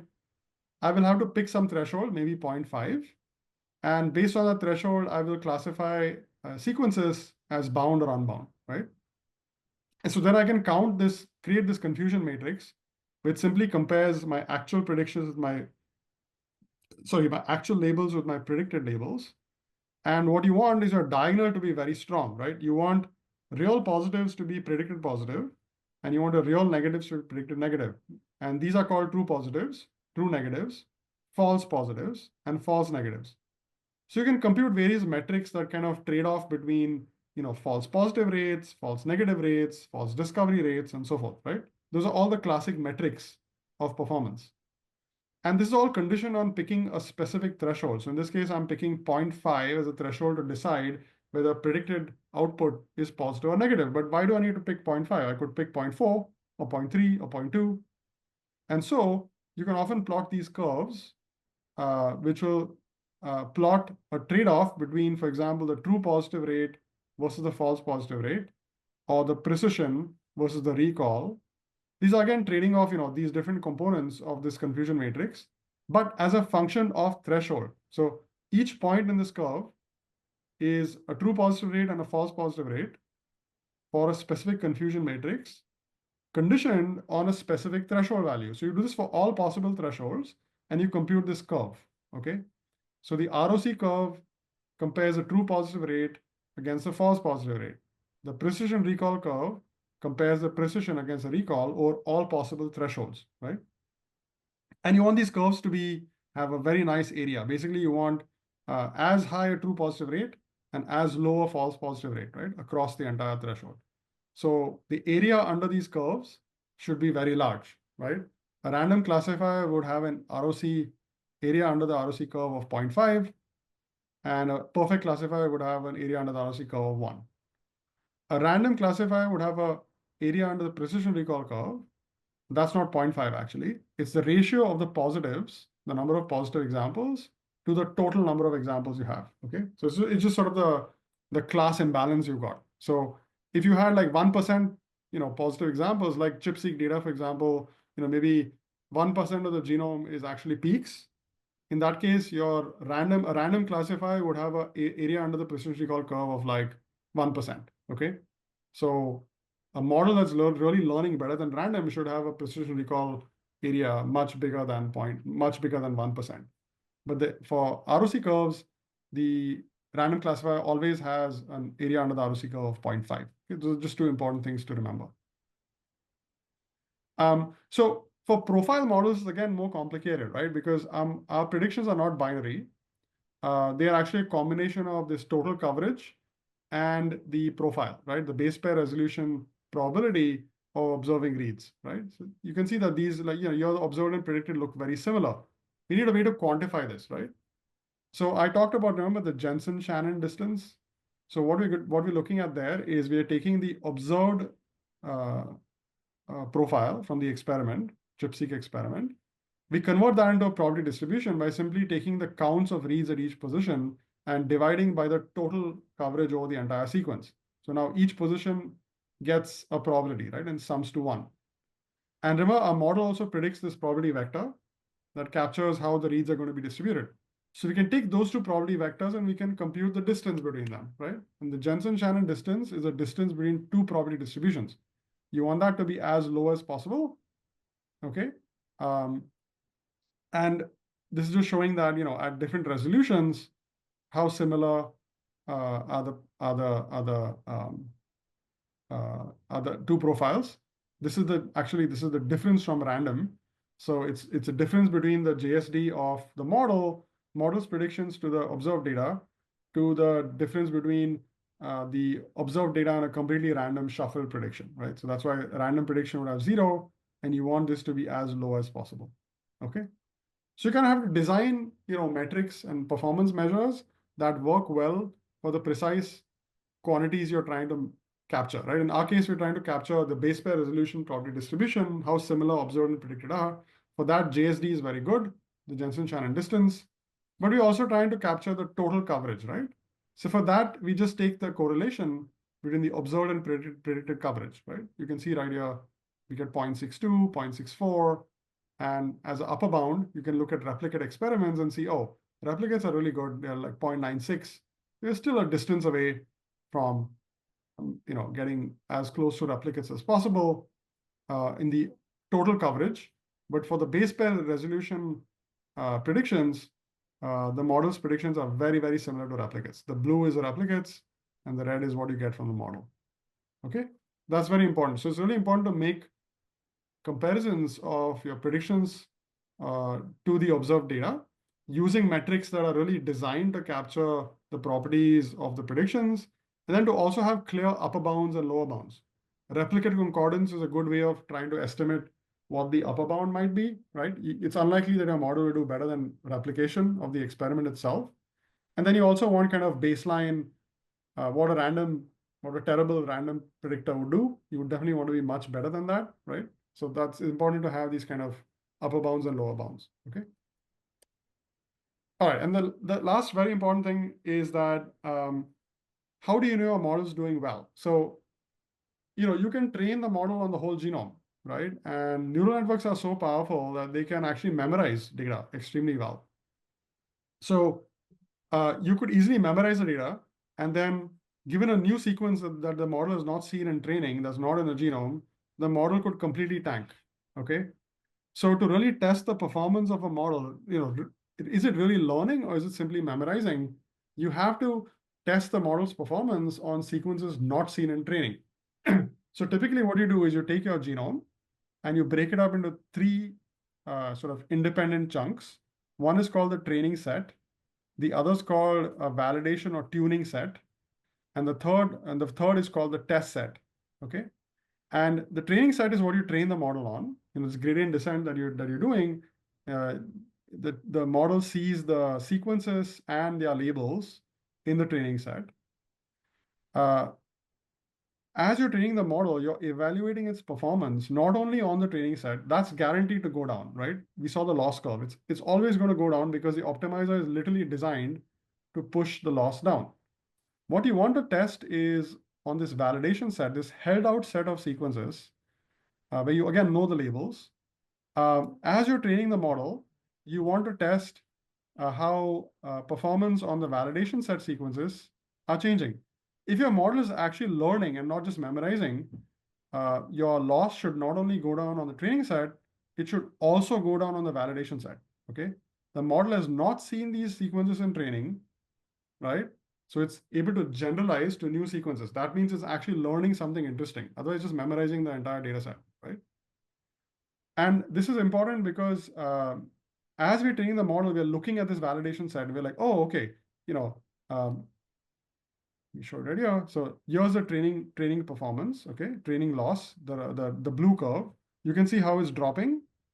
And you can see, oh, look, we're checking the validation set. The validation set is also dropping. That's great.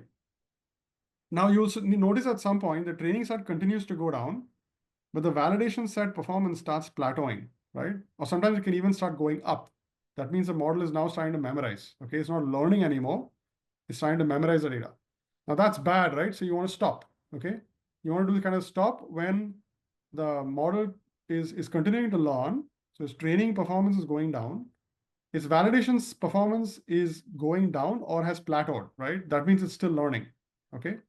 So you typically will stop once the model stops doing well on the validation set, okay? But this is still a bit of cheating because you're looking at the validation set and then you're deciding when the model should stop. Now you also want to test the performance of this kind of model. Now you decided to stop at this iteration, right, of training. Then you take that model and now you test it on a third set of sequences that the model was not, that the model has not seen in training, nor has the model used it in validation or tuning to kind of decide when to stop, right? And that's called the test set, okay? So the test set is basically a set of sequences that the model has never seen either in training or in tuning, okay? And the performance on the test set is what really matters. That's your actual performance of the model. So typically what we will do is we'll take the genome and we'll split them into like six sets, typically by chromosome, okay, or 5 or 6 sets. And then what we will do is we will train on 4, use the fifth set as validation and use the sixth set as a test set.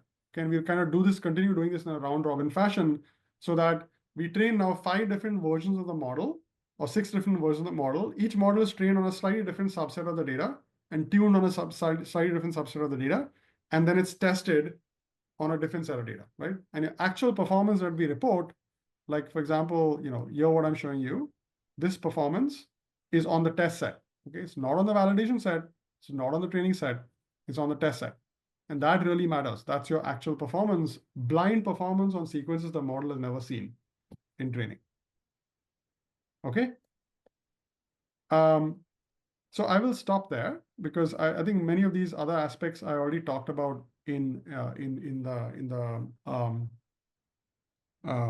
my keynote, which is how you use the model to do interesting things, right? Like nucleotides, which nucleotides are important, and finding recurring patterns and higher order interactions. But hopefully, this gives you a reasonably deep view of what it means to train a model, what it means to design a model, and then how data is fed into the model and how these optimizers basically change the parameters of the model to learn, right? And then how the models are actually tested. Okay. So I will stop there and just open it up for a few more questions, and then Vivek can continue with his demonstration. Okay, thank you so much for that. It was a master class to take us. I think the expression is from zero to hero. So thank you for that. Any questions from the group?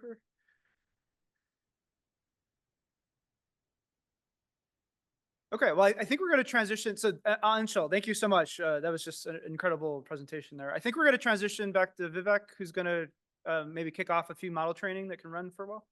Yeah, that's right. Okay, see you all soon. Thank you. Thank you. Thank you.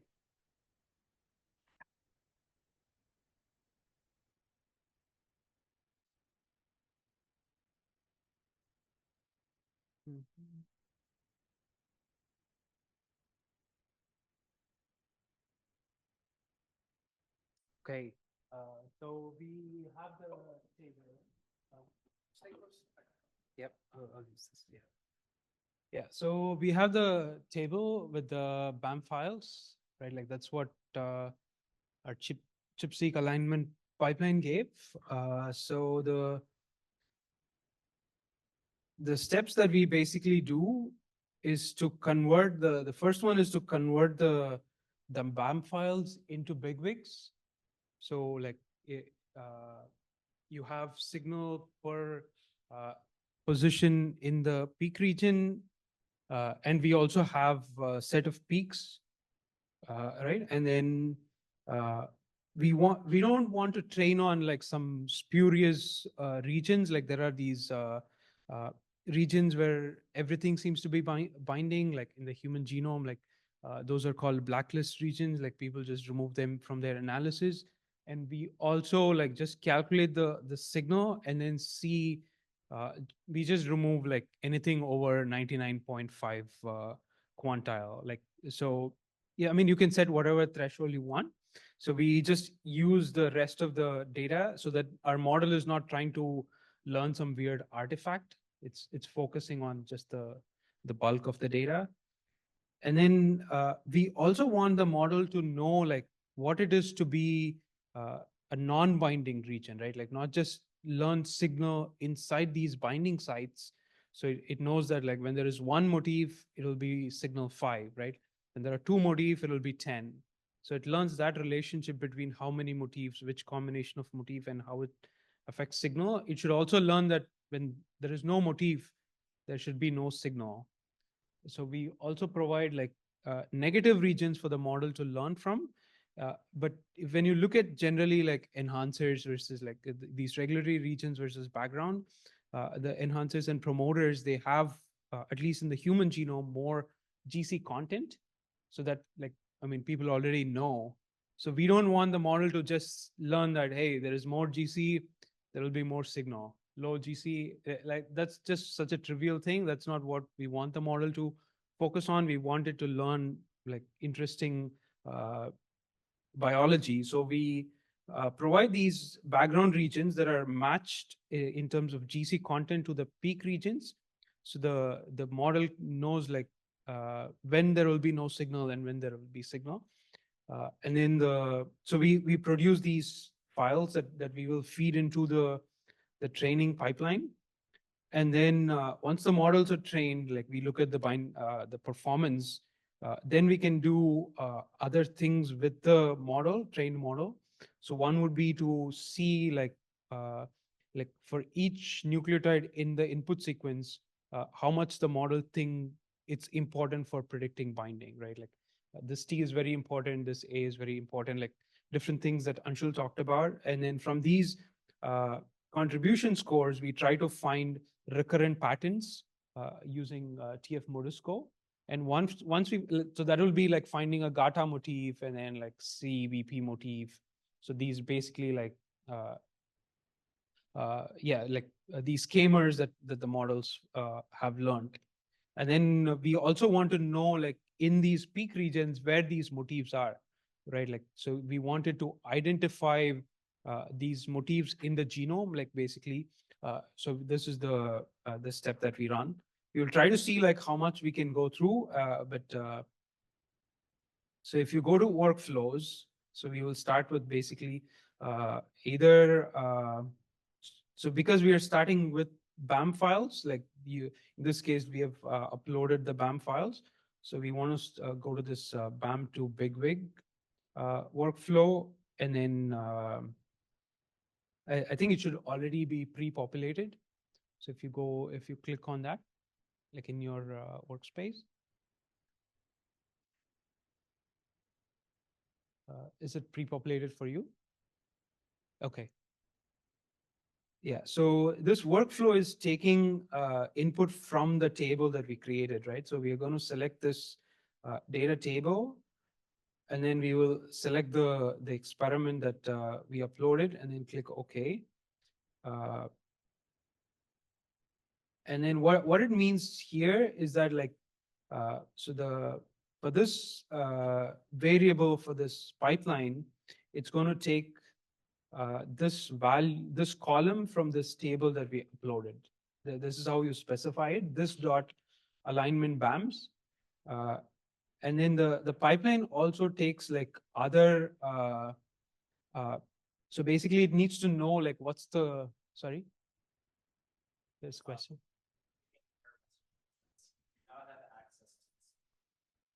So we can pull up the workflow, but we can't actually select data because message above that says.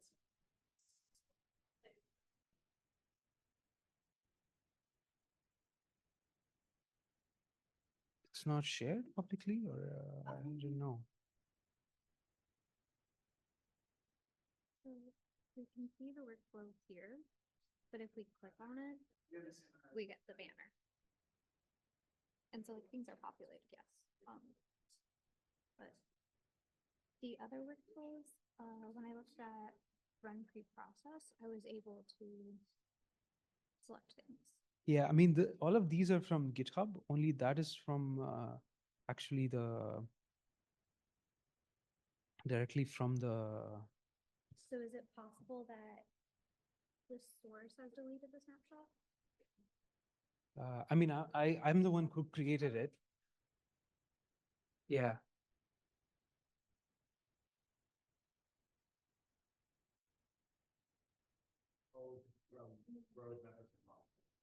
Yeah.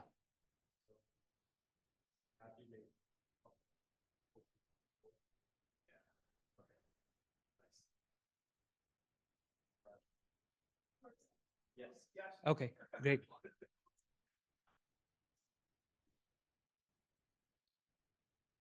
Okay, so we just select this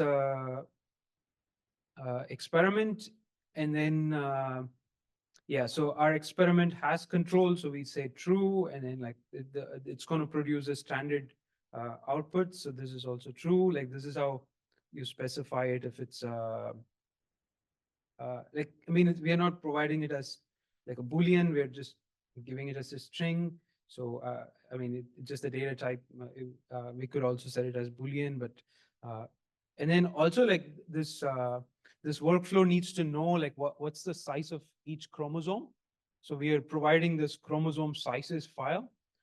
So this is in my bucket, so you don't have to upload it. But if you're using a different genome, like fly genome or something, like this is also, I mean, this and also like the genome reference FASTA file and few other files that you have to upload for this pipeline to work with different species. But for now, like you can just use this file. And because you can basically, instead of selecting one row, if you have like 1,000 experiments, you can just select all of them. And for each experiment, when it runs, it will pull it from the correct row. Like when you say this dot alignment BAMs, right? So it means that for that particular experiment, pull the alignment BAM from that column and that row. And then when it runs the job, it will take these values. But the chromosome sizes file, it's the same one for all the runs, right? Like it's not in the table. We're just pointing it to like, hey, take this file. So I mean, so there is no need to put it in the table itself because it's common for all the runs. So and then you just have to just run analysis, and then it will submit the job.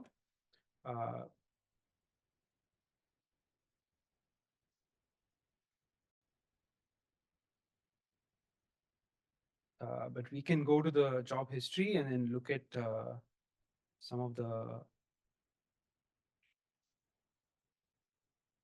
So yeah, like once the thing succeeds, like it will so whenever in AnVIL you run a workflow, it creates a execution directory where it basically like stores these outputs, and then so this pipeline will produce a bigwig file.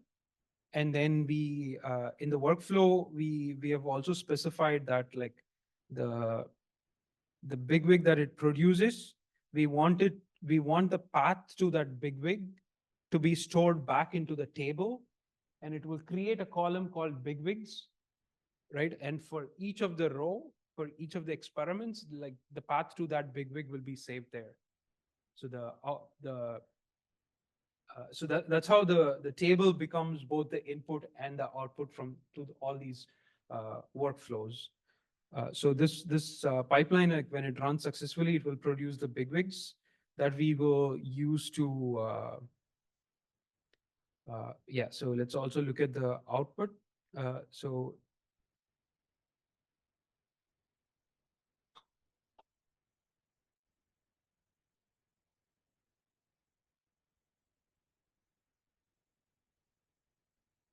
So this is the log.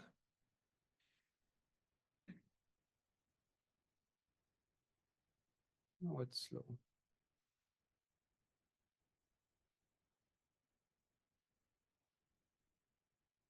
So if you look at this, like here, this is the bucket associated with the workspace, and then there is a folder called submission. So whenever you submit a workflow, it creates another bucket, and then like this is the name of the workflow that we created. Like this is like the job, and then like this workflow called this it did this task, and then this file is inside this folder, and we can look at the logs to figure out like what happened, to troubleshoot. So basically. So all these workflows, they are run using a Docker container. So that is also specified when you go to the workflow. So it's all specified in the WDL script. So like if you want to build your own workflow, so you would write the WDL script. And here, we specify that like we want to use this Docker container, and then we want the virtual machine that it will create to have 40 gigs of memory, and then like this much disk space and all of that. And because different steps in the pipeline, their requirements might be different, and there might be like incompatibilities between different softwares. Each of these steps might require. So you can put them in different Dockers and also like change the requirements. Like this step doesn't require GPU. So we are not going to spend money on GPU for running this step, right? Like, so different steps, we can have different runtime requirements. So we specify them here.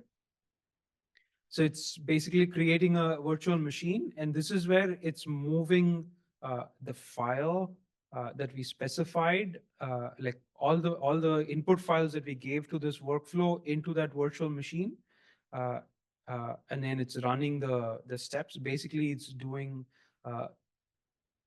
SAM tools to filter out low quality reads, and then also just merging them and then calling just bed tools coverage function, and then bed graph to bigwig tool, and then like and then we just map the 5' end of these reads basically, and then you get the bigwig. And the bigwig that's created in this virtual machine, it moves it back into this bucket, and then like it copies this path basically, and then puts it in the table. So once the workflow is done, your table will be populated. So you should have this extra column now with all these 4 bigwigs. So basically, so there will be like a plus strand bigwig, minus strand bigwig, and then for control there will be plus and minus.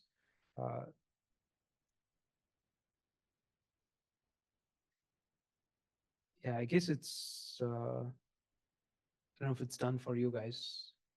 May take some time. Yeah, I was hoping that like we would be able to start the modeling step. That's what takes a few hours, so that by tomorrow we have at least the models done. What if you have you run it on your own workspace? Yeah. So we can at least look at the outputs. Yeah, definitely. So Launch things, but then you go to the next. Yeah. So so we'll pretend that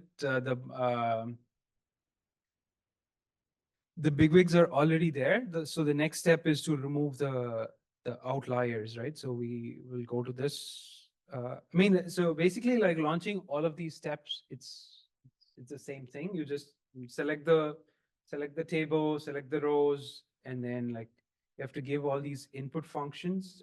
Sorry, the inputs. Sometimes they will be like values from the table, and then sometimes it will be like some files. So in this case, we are removing outliers. So we will give it the bigwig that the previous one generated, and then the peaks file. And then we also specify like, so this is the blacklist that I talked about. So it's available for different species, like some of the species. So this step will remove any peak that falls within this blacklist bed file. And then it also uses these bigwigs, like calculate this total signal at each of these peaks, and then does the ranking, and then any peak that has very high signal, right? Like above certain, like 99th quantile or 99.5 quantile, like you can set the limit. So we have set some limits. So it will only take the ones that are under that value. So removing outliers. So it's like, just removing the outliers from the peaks. So that's what the script will do. And it will provide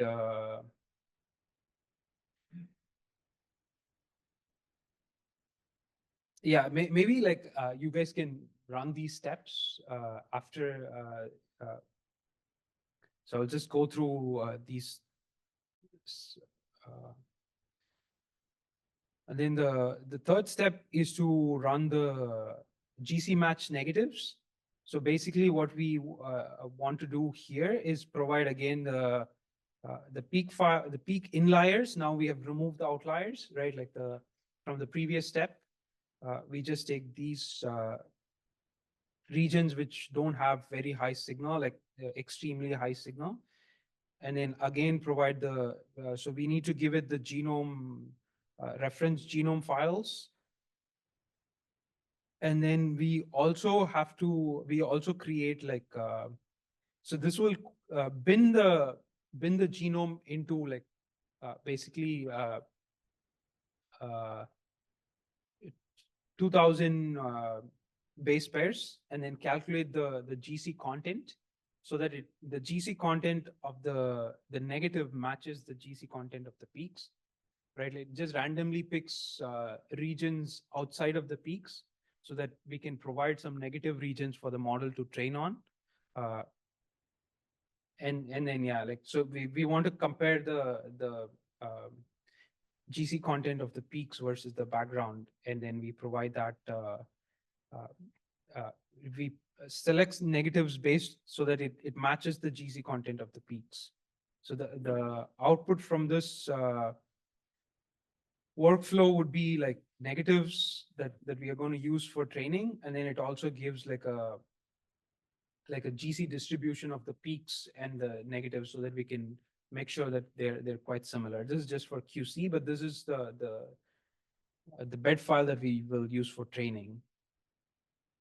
And then the next step is just to train the model. Yeah, so here there are like lots of inputs that we give. So one is the negatives, right? Like the background regions, we give it the bigwigs. This is what the signal, the true signal that the model is trying to predict, right? And then the chromosome files, like basically the reference genome, like from these ones, the workflow is trying to get input sequences for the model to learn. So it needs to know what's the sequence in the reference genome, right? So we have to provide it the reference FASTA files and the size of the chromosomes and what are the chromosomes that are present in our reference genome. And then the peak file, right? Like we are providing it what the peaks are, like we already gave it the background. These are the reference files. And then Anshul talked about like during training, we have like a training set, test set, and validation set. So we split the chromosomes into like, for this round, we are going to keep chromosome 1, 2, and 3 for training, chromosome 4 for validation, chromosome 5 for testing. So those specifications are in this split, like fold split. And then we also specify the ratio of the peaks versus non-peaks that we wanted to use. So that's so here we are using like 1 times peaks and 3 times negatives, or sorry, actually it's the other way around, 3 times peaks and 1 times negatives. And this is basically the parameters for the BPNet model. So here we are using the mean squared error loss, so that you look at this JSON and then you can go to this folder and look at the JSON later. So here we specify like the model architecture itself, like how many layers the model has, how many filters it has, like all of that is specified in that JSON. So you can modify it and tweak it around so that it works for your particular data set, but you can just go with the default. Yeah, so basically that's it. And you can also specify the learning rate. So the learning rate also affects how quickly the model learns or whether it converges or not. So all these things should already be pre-populated. So after running those steps, you can select it and then just run analysis. And the outputs from the model, we can look at it tomorrow and see. Yeah. Great. So thank you so much. I feel incredibly, stimulated and informed. It's been a great day of discussions. So I think Eldritch are kind of trickling back in. I don't know if there's any quick remarks. So we just had a masterclass in deep learning, and training neural networks, from the very fundamentals about how to design a network, how to train it, how to evaluate it, and then we were working through the workflows. It was really spectacular. So I really thank you. Back. Thank you.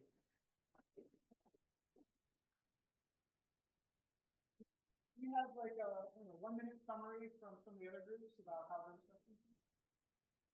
Anyone want to say any words? Oh. If there's still people on. Let's see, who is in, Ava, do you want to say something?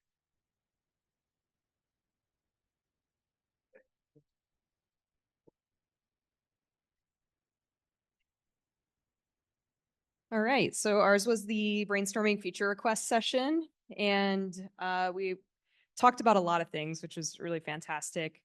But one thing I thought, or we thought could be a quick win was announcement emails from AnVIL when new data sets are available, just an FYI, a heads up.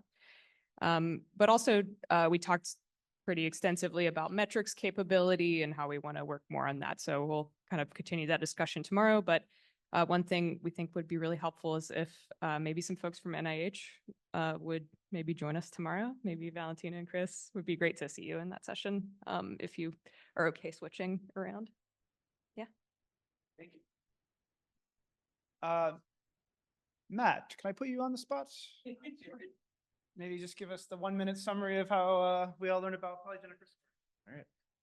All right. Sure. Yeah. So we had a nice overview of PRS and sort of what we're trying to do and what component of PRS, the PRS whittle that we had was doing.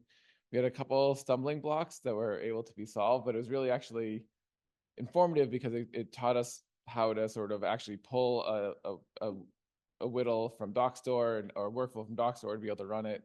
How to actually not just have all the files in a data table, but to go select them from somewhere else and put the GS path in. And so we've successfully all, I think, ran one of them. We have 2 that are running hopefully overnight. And then tomorrow we'll be doing some more analysis and analyses on them, diving into them, and a little bit more of that stuff. But yeah, so far we got to where we wanted to get to, which is impressive. So. And then Ellie, can I put you on the spot? Just to give a 1-minute debriefing. Oh, here, I'll run it back to you.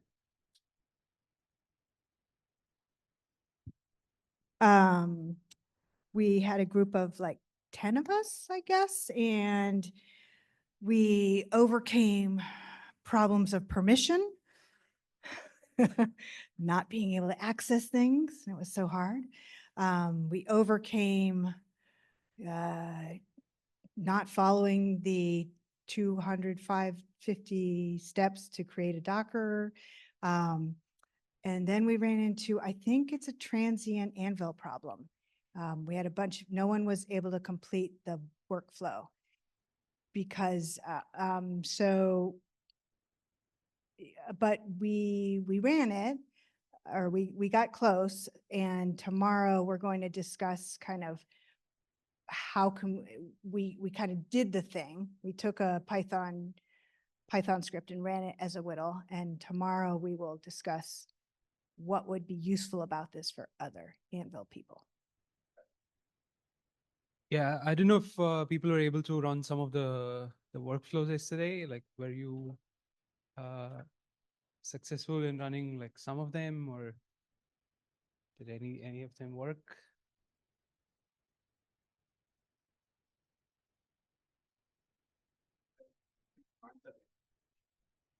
Okay, cool.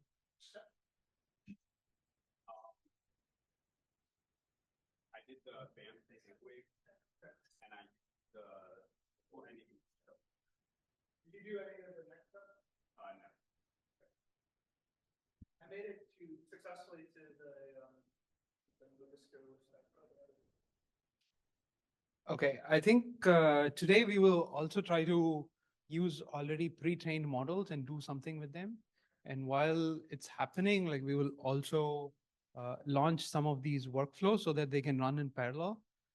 And we will like once some of them finish, like we will go and look at what the outputs they produce, but we'll mostly be working with these notebooks. So the idea here is to like, if you guys go to analysis tab in your workflow,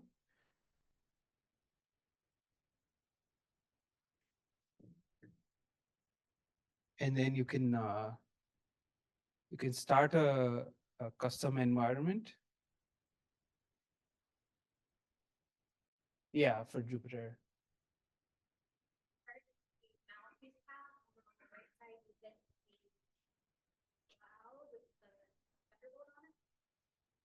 Yeah. And in the settings, I don't know if it already shows this in your workspace.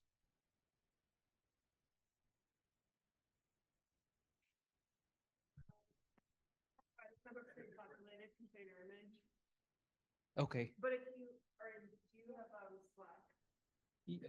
Yeah. Are you on the AnVIL Community Slack? Probably not, but maybe. Okay.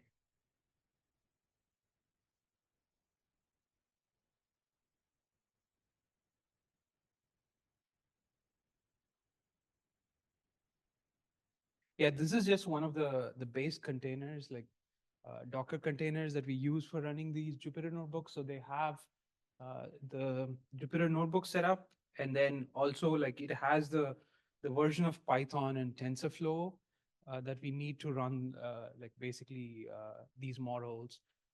The custom ones, like their versions are different, so our models run into some error. So this is like something that you would have to figure out when you work with like different like their requirements might be different, so you would have to play with what container works for your requirement. Yeah, everything else can be default, and then you just start the environment. So it might take like a couple of minutes.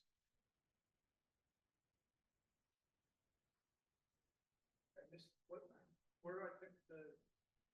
Yeah, in the configuration, you go to there are like some Terra maintained Jupyter environments, and then if you go all the way to the bottom, there is this other environments. You can click custom environment, and then you just put in this. Yeah.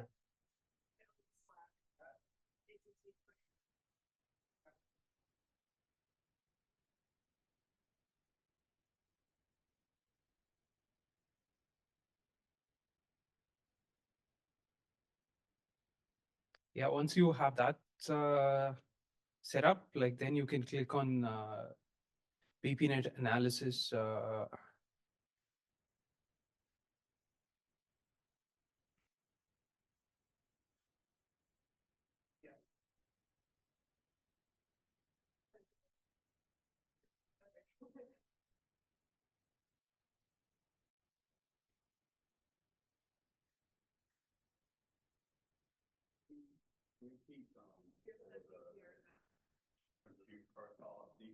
Yeah, everything else is fine. You don't have to change anything. Yeah.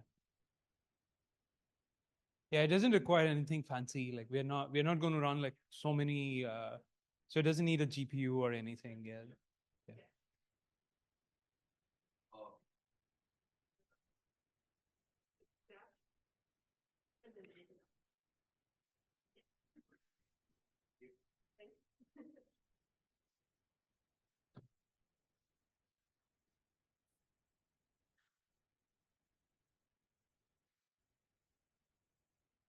Yeah, once that's configured and running, then you can open the BPNet analysis notebook.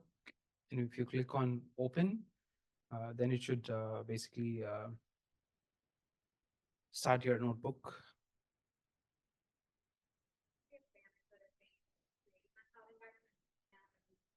Yeah, it might take some time. Yeah. Yeah. Yeah, so while this is happening, we can switch over to the workflows tab. And it looks like some of you might have run the BAM2 Bigwig workflow.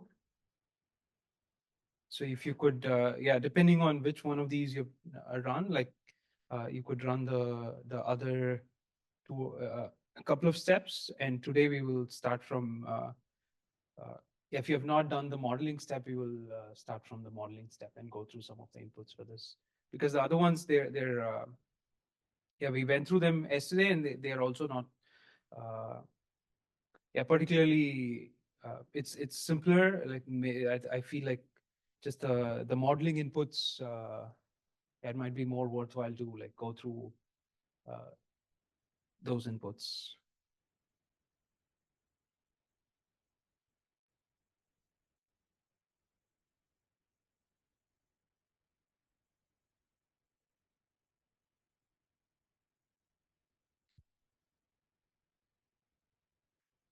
So is the notebook configuration going okay for everybody? Just taking, okay.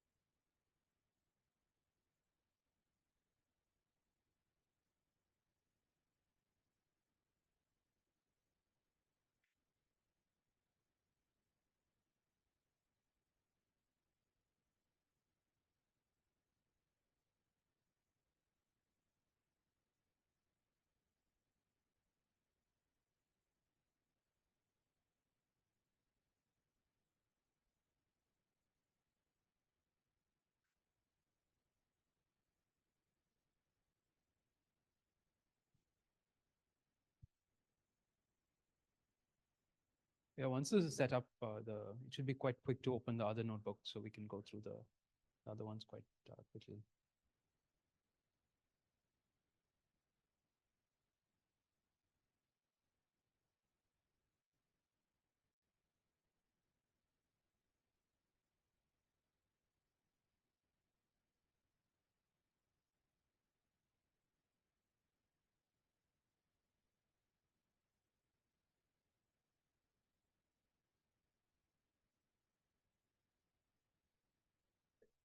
Yep.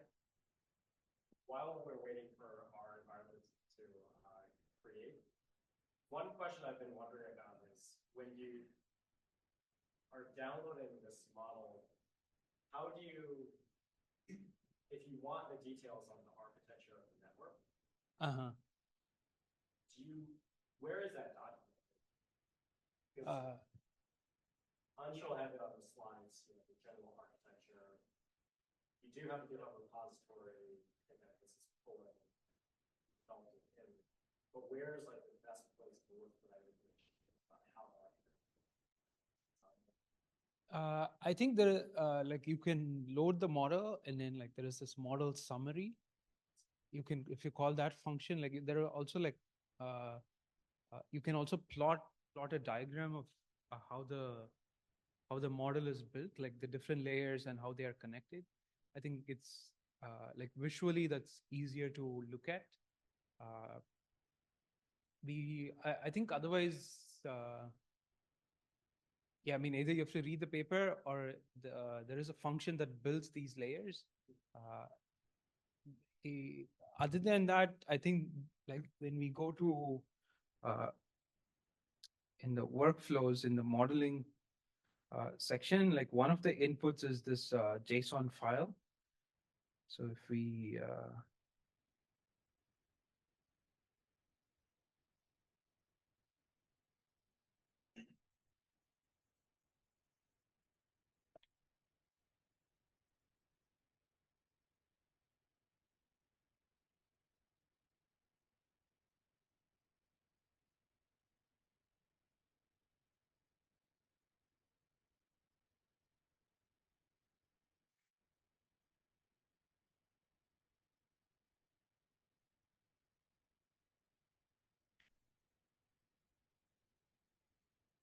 so I mean, this is basically the architecture, I guess, like, or these are the things that you can change within our code base. So, so these are the inputs to the model, and then like this is the how much signal the model will predict, basically 1,000 base pairs, and then we start with this like the first convolutional layer that scans for motifs, right? That's this motif module parameters, and then the pattern detectors that Anshul was talking about. Like this is where you specify how many of them you want. So basically here we're saying like we want 64 pattern detectors, and how big each detector is, like that's the kernel size. So basically 21. So each one scans for like 21 sequences, and there are like 64 of them scanning across the entire 2114 input, right? So that's the first layer, and then we have a syntax module. These are the dilated convolutional layers that Anshul was talking about. So here there are 8 layers. These are also convolutional, but they basically skip some nodes in between. So it's not like these ones all their kernel size is 75, so they take input from like 75 previous layer neurons, right? And then sorry, for the syntax module it's only 3, so they take it from 3, and then there are 64 of them, but they skip 1 neuron in between, and there are like 8 layers, so you can also modify the number of layers. I think there is one thing to consider is that like these input and output values are only compatible with having some amount of dilation. Like you cannot put like very low or very high dilations. Like if the number of layers increase, right? Like yeah, you have to play around with it so that this requirement doesn't clash with the depth of the network itself. And then like these ones get connected to like either the count head, both the count head and the profile head. And then like, yeah, you can modify these ones.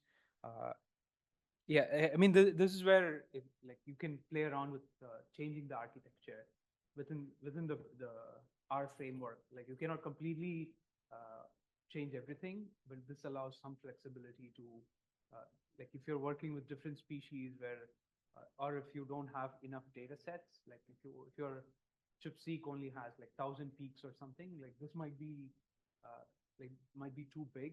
So you can make it smaller by reducing the number of filters, number of layers, yeah, those sort of things. And you can also like specify like the count loss that you want to use, how much to weigh the count versus the profile, like those things you can mention here. Yeah, but I think it's if you load one of these models and then call summary function on it, like then it gives a more visual representation of how they're all connected.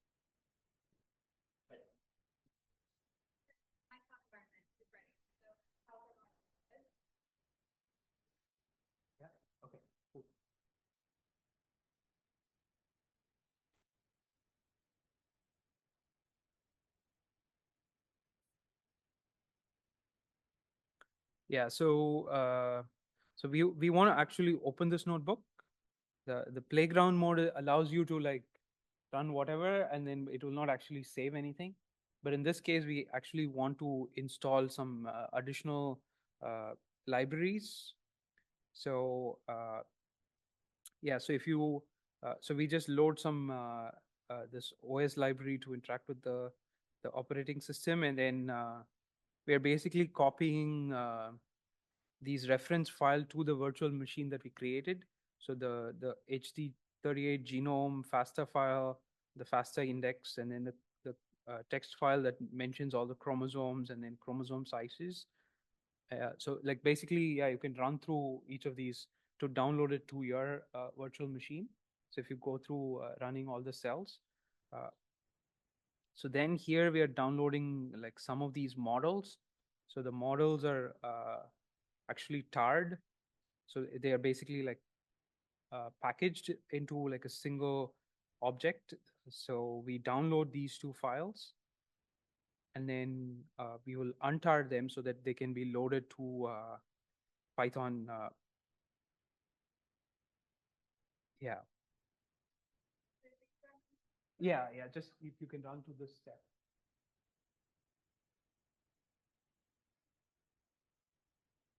Yeah, just downloading the reference FASTA might take like a few seconds, but other ones should be quite small.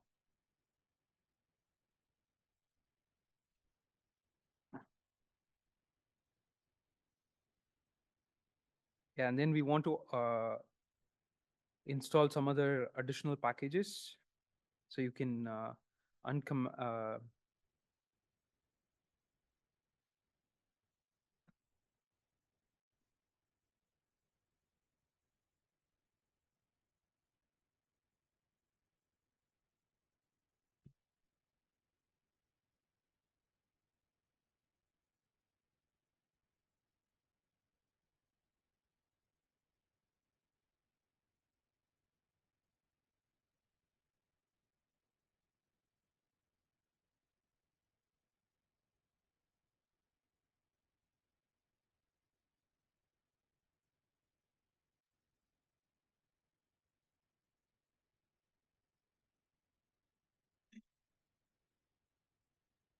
Is it working fine? Yeah, very good.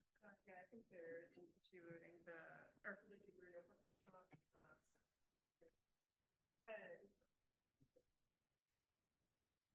Yeah, I've also encountered this problem.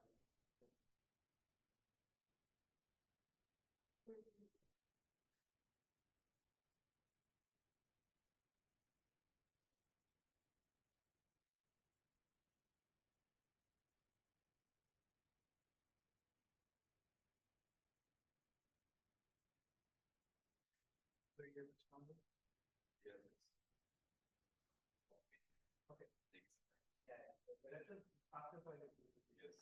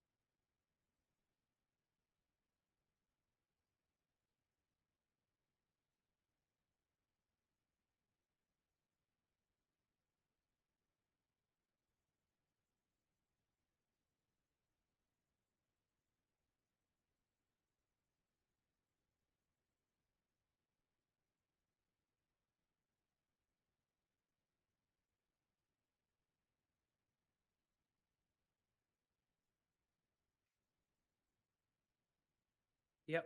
Yeah, if you're there. Yep. Yeah, so we are using basically like a basic Docker that doesn't have all the packages that are required. So we are going to install some of these things.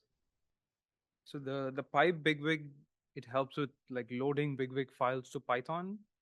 And then like we stored a lot of these objects as H5 objects. So we install this HDF5 plugin, and then PySum is to read in the FASTA file, and then like logo maker, like to visualize these nucleotides, like the sequences, we use logo maker. Like the FIDX is also to load in the FASTA file. Yeah, we use PySum in this one. Yeah, and the first one, like this is from our repo.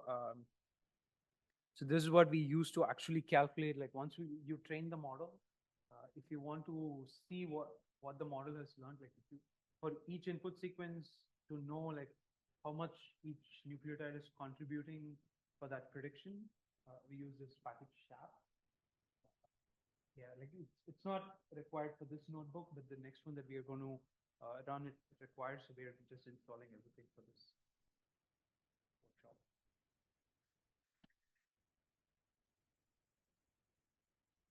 Yeah, once you've downloaded all the files, like uncomment this section and install all these packages, and then we will load the model.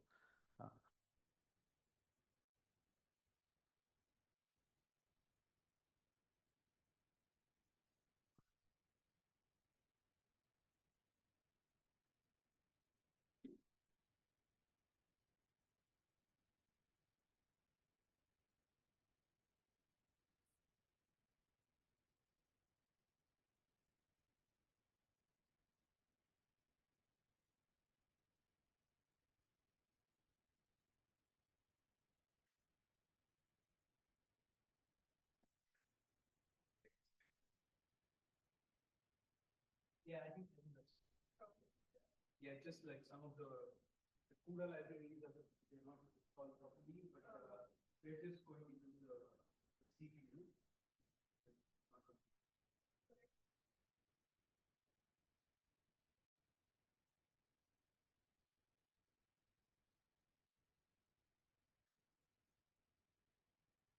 Yeah, so I assume like everybody has has loaded the model, right? Like these are already pre-trained models. Like so, we are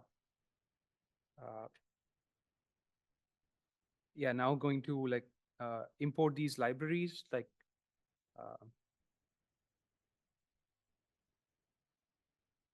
is it working for you? No?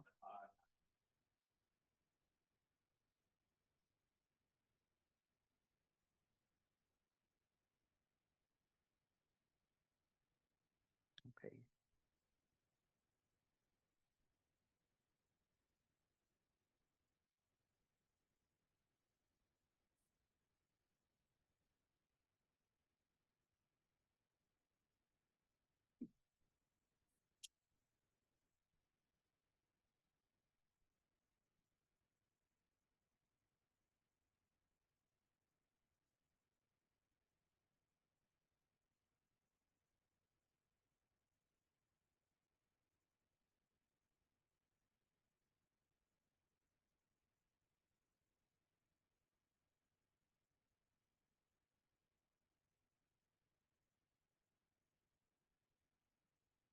Yeah, so this is a different notebook on, like we will get to this notebook, but I just want to show you like, again, remind like what the input and the output of our models are. Like we are giving sequence, right?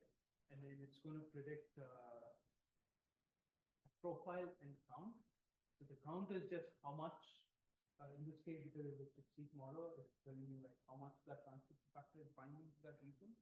And then the profile is basically probability score. So we have to multiply this count with that probability, and the probability is not normalized. So we have to multiply this count with that probability profile to actually get the signal, right? Like these are the, so we have some functions that are going to do that.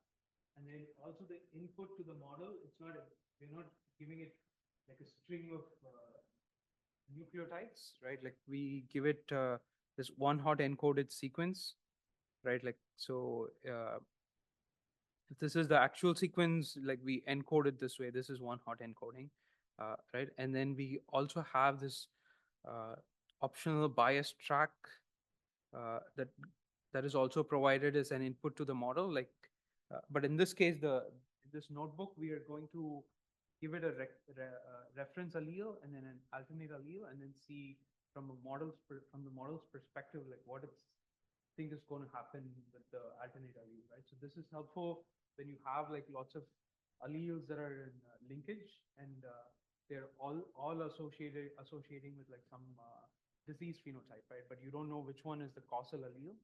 So you can basically push all of them through the model, and if one of them is affecting accessibility or binding and the other ones are not, it's more likely that the one that's actually affecting binding is the causal allele, right? Like than the ones that are not doing anything according to the model in the cell type.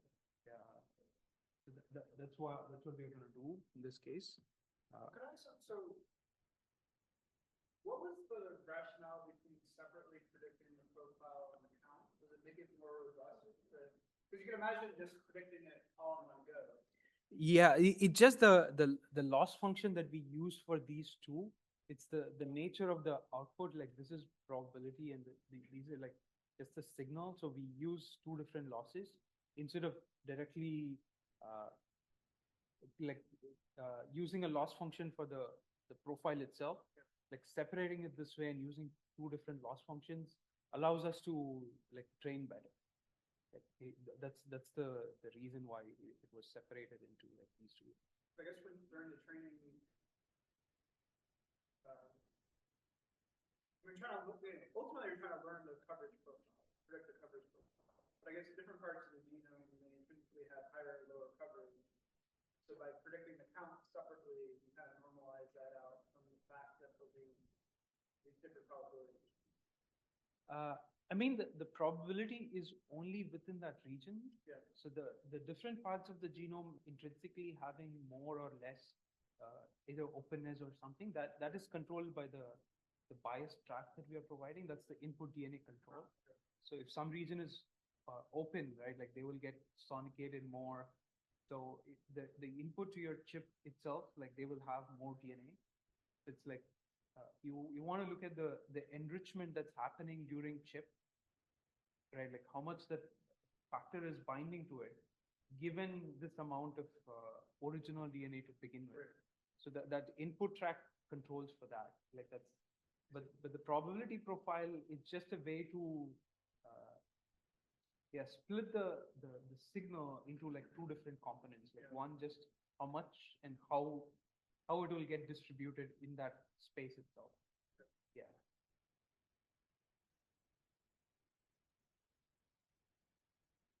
Yeah, so these are the functions that we use to basically convert the inputs to like one hot encoding will convert the sequence into this one hot encoded space, and then like the vectorized prediction to profile, like it takes in the prediction from the model, and then it will give you like the actual profile, not probability and counts. So these are some of the functions, and then these are the model requires this specific number of input length, and then like the model will output 1,000 base pairs, and it also models the two strands separately. And so now we will load in the reference FASTA, so we can get the sequence from the FASTA file, right? So we are going to model this this SNP. So it's in this location. It's on chromosome 5, and the alternate allele is A. So we pull the sequence that's required for our model to make predictions right here.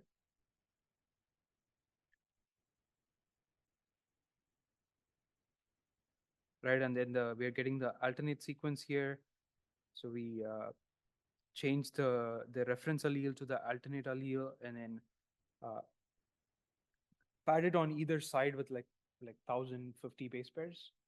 So like we give the required amount of sequence that the model needs to see. Then we one hot encode it.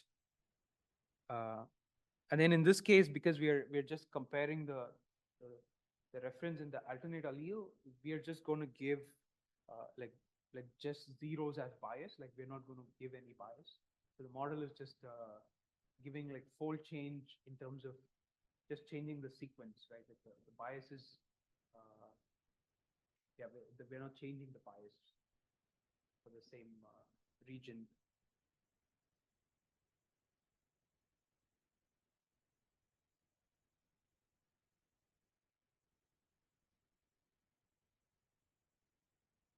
Are you guys able to follow along?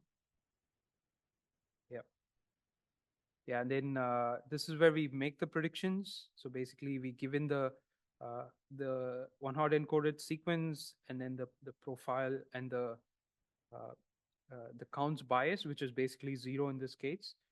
And then the model gives its predictions, and then we are going to convert the predictions into profiles. So it gives the plus and minus strand profiles. And then we can plot the signal, right? Like we gave two sequences to the model, the reference sequence and the alternate sequence. So in the array that the prediction function returns, we are going to have like two different rows, right? The first one would be for the reference allele, and the second one is the alternate allele. So you can see like with the reference allele, like in this case, this is a SPY1 model. It's also called PU1 in humans. So we're just looking at what's the effect of changing this allele from the reference allele. I think it's A to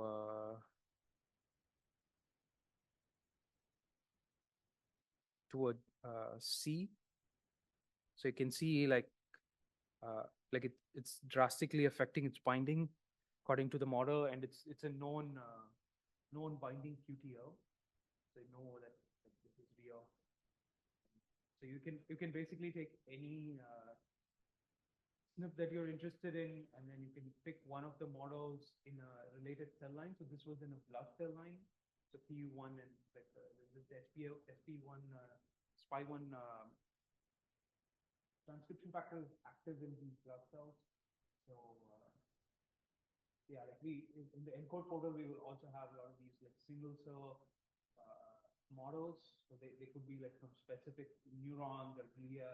If you're modeling like Alzheimer's or autism, you could like being very specific, like picking a very specific cell type that's very relevant to your disease phenotype, and taking models from that is more helpful than like, because if that factor or that region is not even active like if you just take liver model, right? Like both the reference and the alternate allele are going to say it's not active.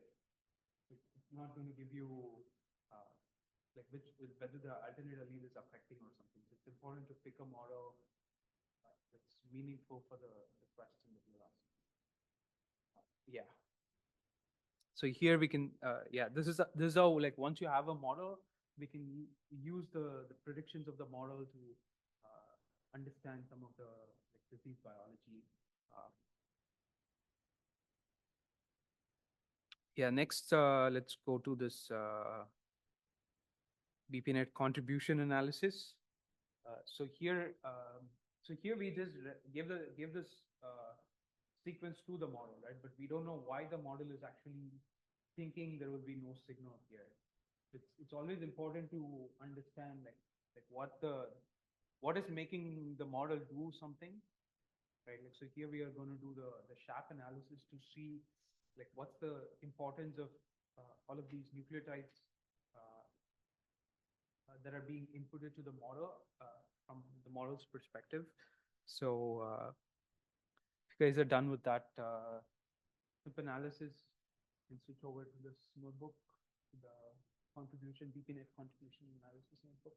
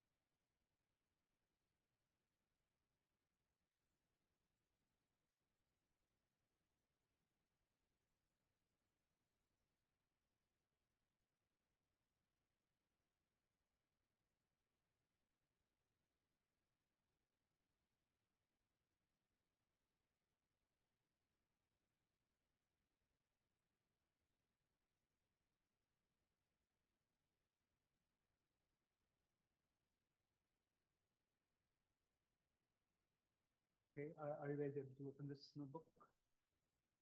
Yeah, okay. So we are going to, again, like load in some libraries. So we need TensorFlow to load the models, and then we are going to load the SHAP library to actually do this contribution analysis. And then,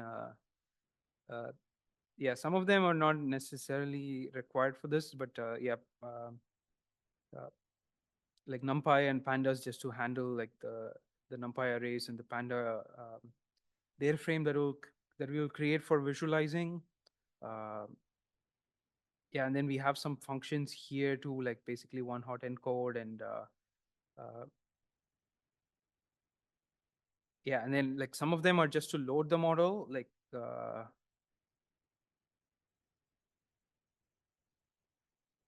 yeah, and then so the way that we do the SHAP analysis is like we give it the input sequence, right, and then the model makes prediction, and then we shuffle the input sequence, and then we provide like 20 or whatever number of like but a decent number of shuffles, and we also push it through the model, and then the model makes predictions on the shuffled sequence, and then we compare the signal with the original input to the shuffled input, and then we are just trying to understand compared to the shuffled background, like what is in this original sequence that's making the model think that there will be binding, right? That's the question.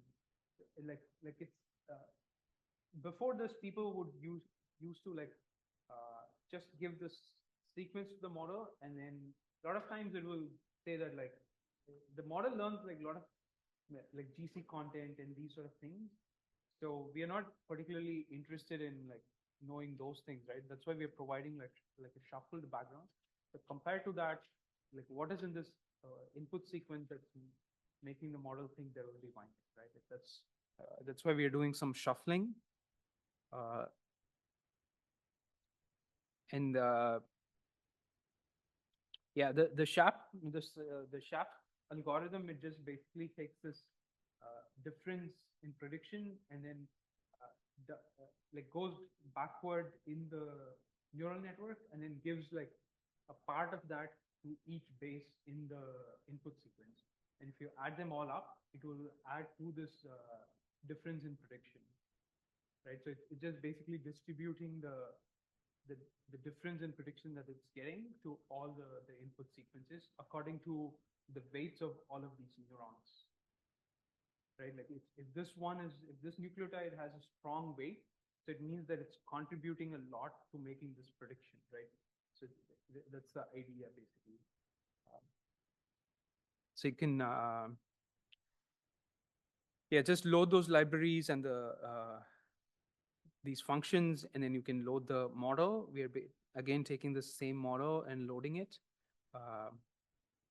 So it might give some warning or some error, but it shouldn't matter for this purpose. And then we are going to load some more functions to do actually the SHAP analysis. And then we are going to load the reference genome, and then like we're basically setting all the biases to 0, right? Like in this case, we are only comparing the reference and the alternate allele, and then again, like it's quite similar to what we did for predictions. We get the input sequence, one hot encode the input sequence, and then provide that to the model, to this SHAP function that's going to run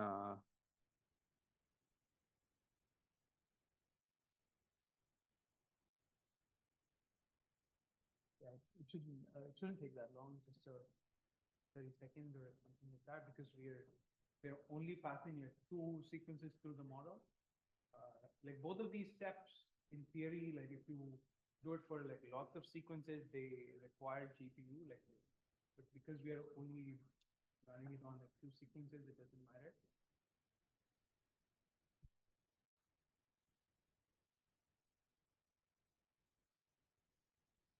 And here, if you notice, like there are like 2 SHAPs that we are performing. Like one is based on the count head, and the other is based on the profile shape.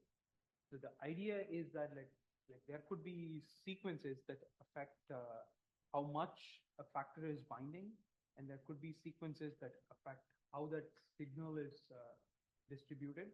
For example, like we also have models that model transcription, right? Like how much transcription is happening at a promoter is different from where that polymerase is going to start making mRNA, right? Like the sequences that contribute to each of these processes are different. So when you run SHAP on the count head versus the profile head, you might, depending on the process that's being modeled, you might get different sequences, and that's also informative, like to understand like what exactly these sequences are contributing to.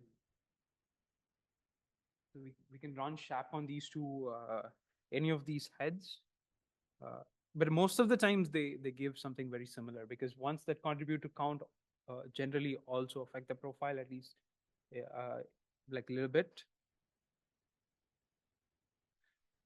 Yeah, I don't know if you guys are done with this step. Yeah, okay. Yeah, it's fine. It's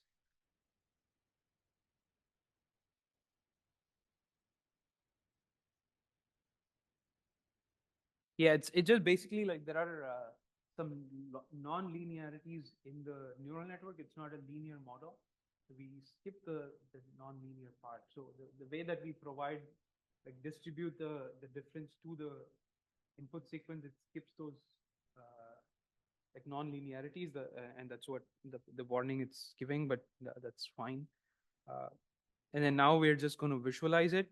So basically, each of the nucleotide in the input sequence now has some score, right? And then we are going to like make this sequence logo plot, where the height of each of these nucleotides is going to be based on the contribution score from the model. So what we see here is basically the main motif in the middle, right? And then like some biases, or it could also be noise on the side, but that's the main motif. And then like in the alternate sequence, the alternate switch sequence, you see that like it's basically that the motif is now neutered, right? Like just changing that one base pair in the middle of the motif. Now the model doesn't think that the motif is active anymore.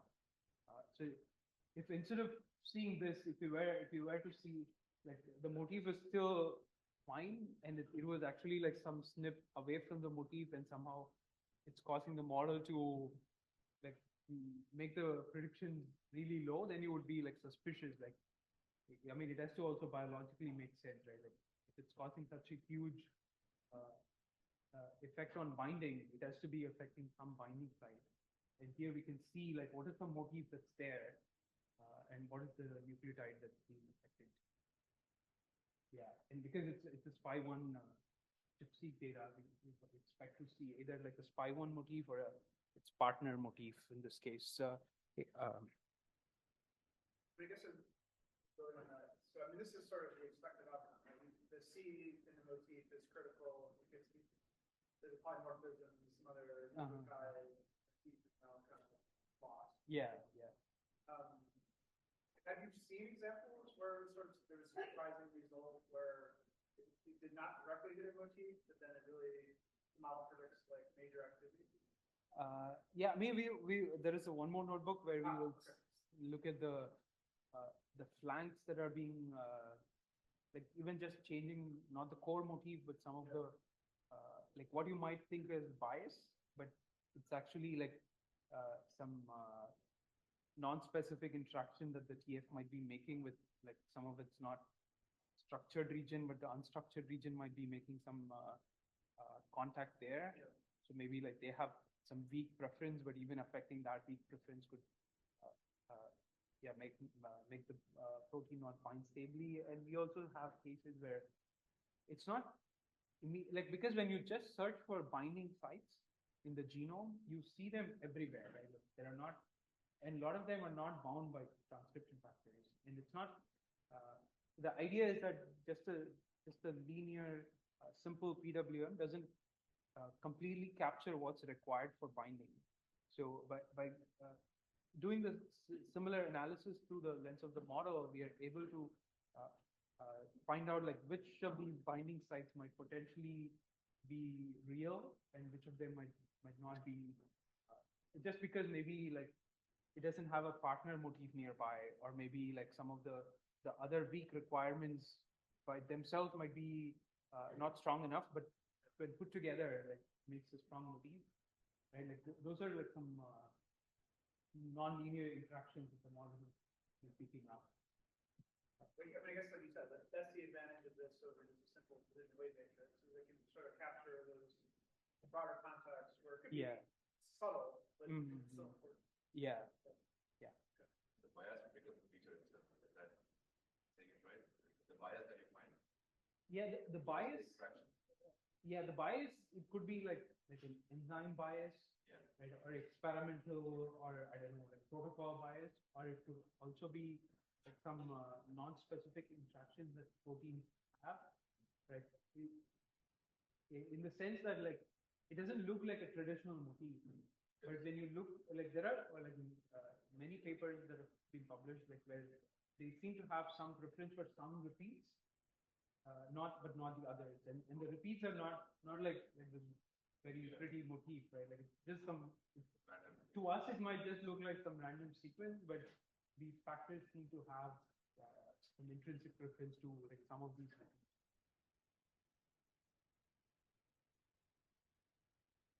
Yeah, so we will like so in the workflow we also have a SHAP step, so we will also do that.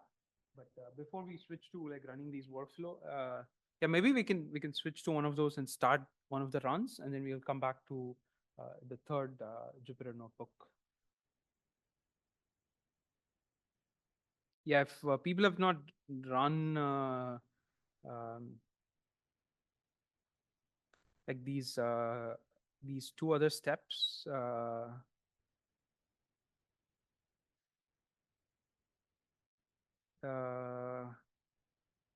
yeah, I don't know. We might also be just able to create a table that just pretending like it was already run and then start from model training.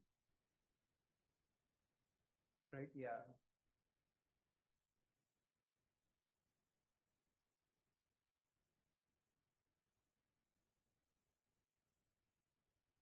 Yeah, so if you guys want to do that, like then maybe go to the, how they can download this table that's not modified. Yeah, like the original table, not from your workspace. You have to go back to your. Yeah, you can go to your workspaces. I think you should already. You have two copies, right? Like your copy and the original copy of this workspace. Would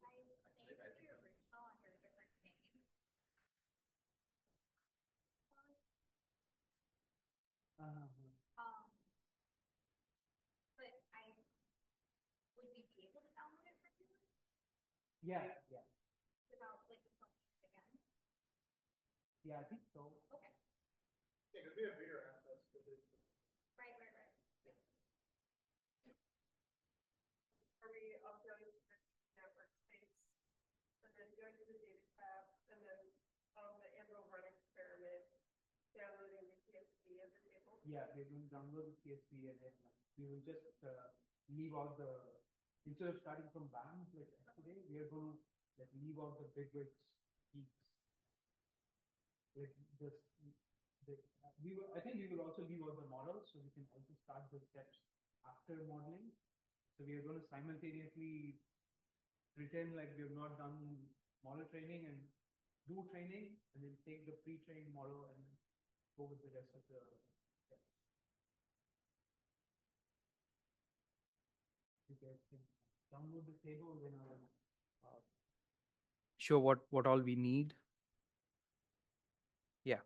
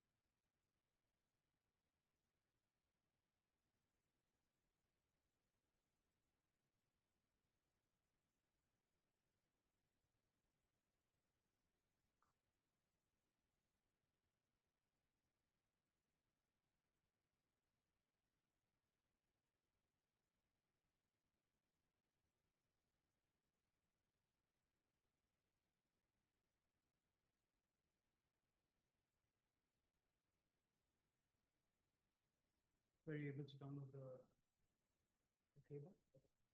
Yeah, so we just need basically the First column with the identifier. Yeah, you can also rename this into like something else, experiment 2 or something, if you want to leave the original table and when you upload it, create a new table. And then, yeah, so the BAM to bigwigs step would have created this bigwigs, these bigwig files, right? So, and then the GC negatives, no, after that we run the outlier removal step. So that took these peak bed files and then removed some of the bed files, and then it would have created these inlier files. So we can look at some of them. Let's look at like this bed file.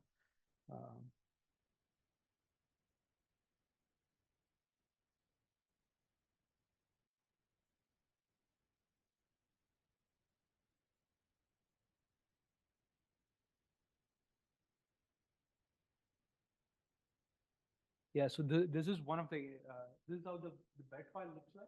Right, the first one is chromosome, the second one is the start, the third one is the stop. And then we also have like some scores and span, some p-values. Like this comes from max to peak color, so you have all those scores and metrics, right? And then this is the last one is the summit column. So this is where the peak summit is with respect to the start. Right, so you have to add 145. If you look at the first row, you will add 145 to the start to get the summit. So when we give these peak regions for training, we go to the summit and then we take the 2,114 base pairs around the summit. So the model needs to know these regions. The ones in the middle doesn't really matter. It's just yeah, if you somehow created like these bed files from some other pipeline, right, like not max 2, you might not have all of these entries, but you just basically need like the chromosomes, start, end, and then summit. But you would like create like a 10-column peak file with just the rest of the columns with just fake data. Just put yeah, some dummy entries so that the format remains the same. But this is how the peak file looks like. And then if we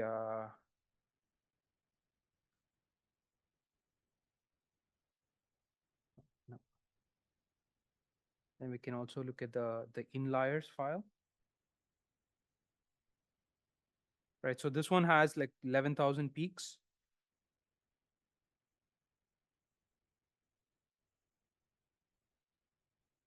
And then like for the same experiment, so it just basically removed like I don't know, about like 70 or so, or 64 regions. So it just removes like very little extreme outliers, but otherwise it's the same, right? And then once that is done, then we run the GC match negatives workflow that gives the GC match negatives.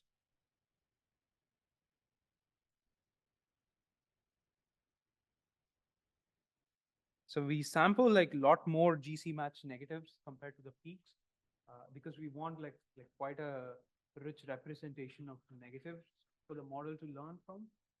But during training, we subsample from these negatives randomly and then show it to the model each time.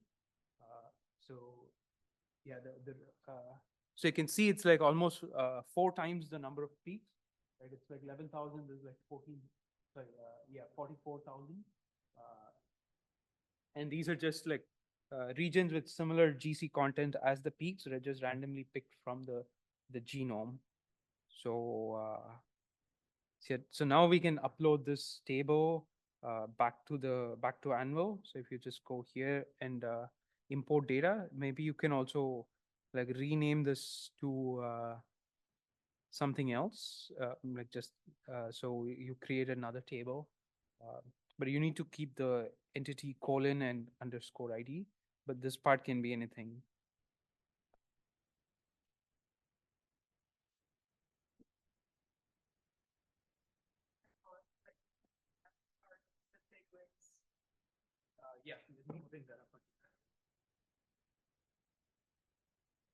So bigwigs, GC matched, GC neg only bed, and then model,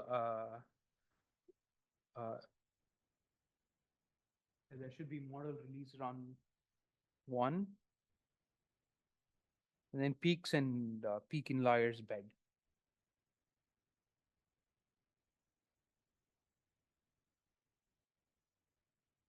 Yeah, so we are also retaining this models column so that we can run the next steps after model training while the model training is happening. We'll just create another column.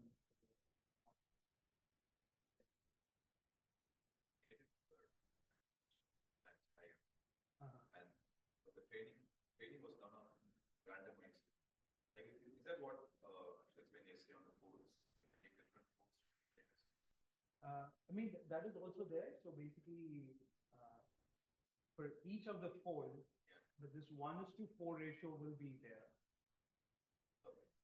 So the splitting of folds is based on chromosomes. So like these peaks could be on any of the chromosomes, right? So we would we will split, let's say like chromosome 1, 2, and 3, or randomly like 10 or 20% for testing, 10 or 20% to validation, and then the rest for training. That will be like one fold, and then you basically like shuffle them around. So like the ratio like 60, 20, or 20, something like that. And then you just do like different variations of all these chromosomes.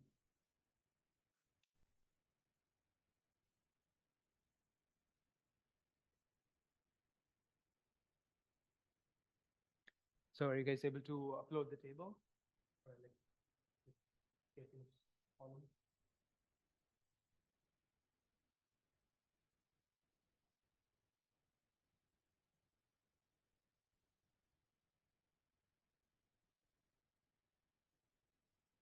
Yeah, so I mean, if we go through actually from the beginning, like these ones will be tabulated,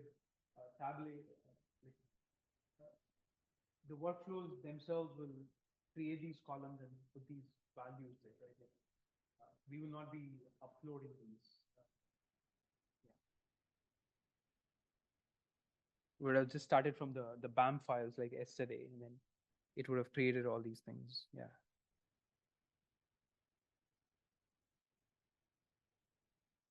Okay, so we are done with these steps now. Then we are going to go to train BPNet model, right?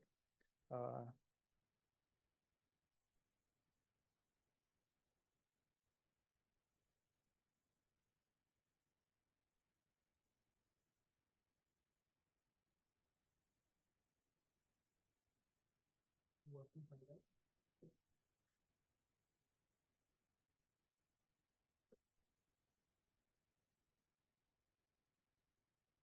Yeah, so these are the inputs to for this training model training step.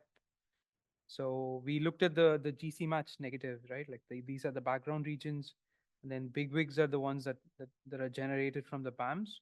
We also looked at this the parameters JSON file, right? Like this is the one where you mention like how many number of pattern detectors, the filters that we want, how many layers that we want, like what's the loss function, like it's all specified in this JSON. If you want to modify it, like would modify this JSON and then put it there.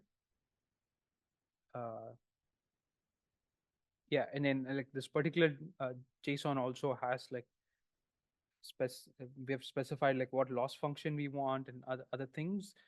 But yeah, like you can modify quite a like just modifying these things, like the model can be optimized quite a bit, like without having to completely rearrange the architecture. So that's why we decided to like expose this part of being able to modify the models, and then yeah, just specifying like the chromosome sizes, what chromosomes are there. This is just the identifier. And then the peaks file, we saw what is in the peaks file, the reference genome, the index of the reference genome, and then this is the fold split. So let's look at the.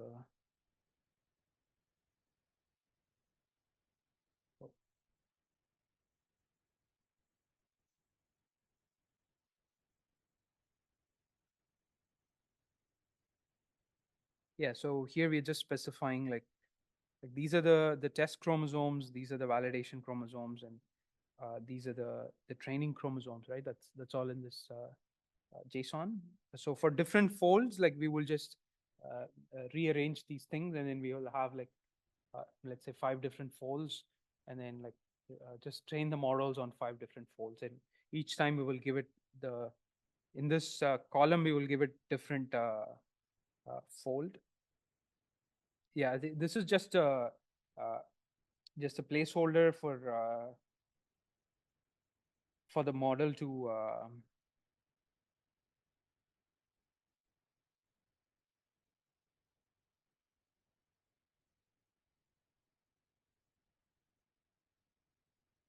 yeah, so this is how we specify like the model is going to take these bigwigs. So these are the experiment bigwigs, and these are the biased bigwigs, right?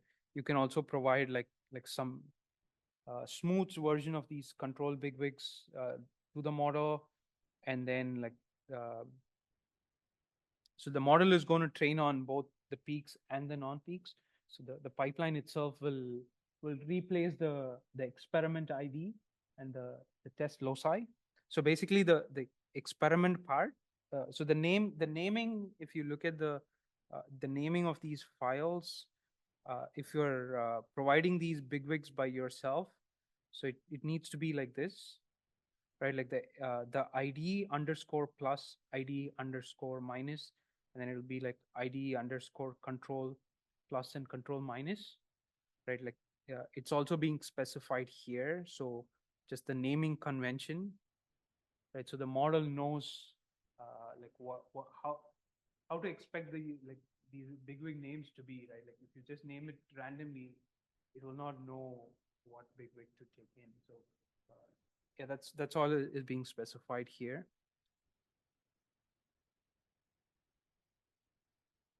And then for the training, so we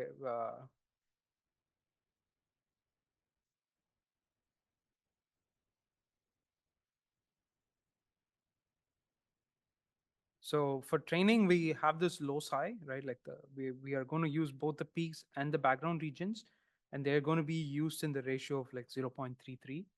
So we just that's the only extra thing here. So during yeah, and then additionally, you can specify like if you modified the input sequence length or the output sequence length, or you want to run it on a particular GPU or something, but these are all just optional. And then in terms of outputs, the model outputs like lots of these metrics like AUPRC, AUROC, JSD, Pearson, Spearman, and then like these metrics calculated on all chromosomes, just the test chromosomes, both the peaks and non-peaks, just on peaks, right? Like all those different metrics will now, so now you will have all these columns with all of these metrics. So you can just basically look at the table and see how the model training went. And then it also provides this model file. Like this is the tar file that we downloaded with the Jupyter notebook, right? And then untarred it and loaded it into the Jupyter notebook. So this is the file that's coming. Yeah, and then yeah, I mean you can change the name of this if you want. I think yeah, it'll probably be better to change it because we already have it in the table, right? Another model that we are going to use. Yeah, so at least for the model part, like maybe add underscore rerun or something like that.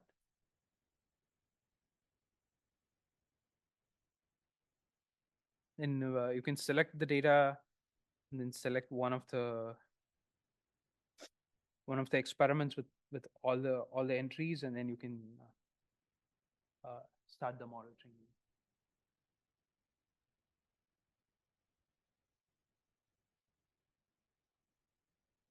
Yep.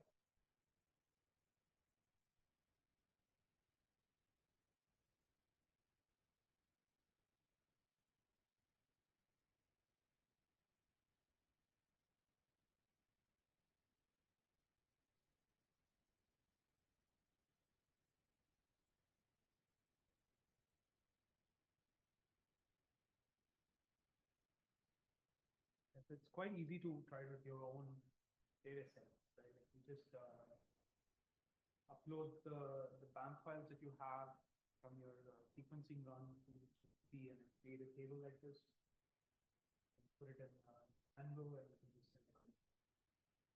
Workflow.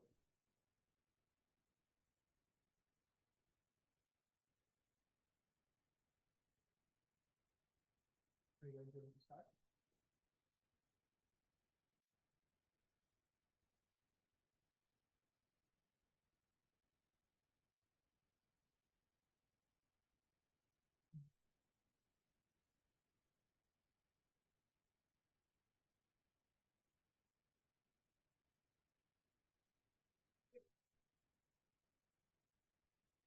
Yeah.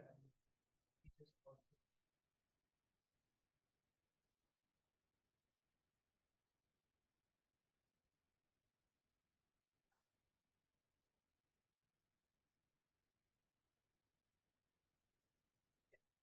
I mean, you don't have to, so you don't want to rewrite the model.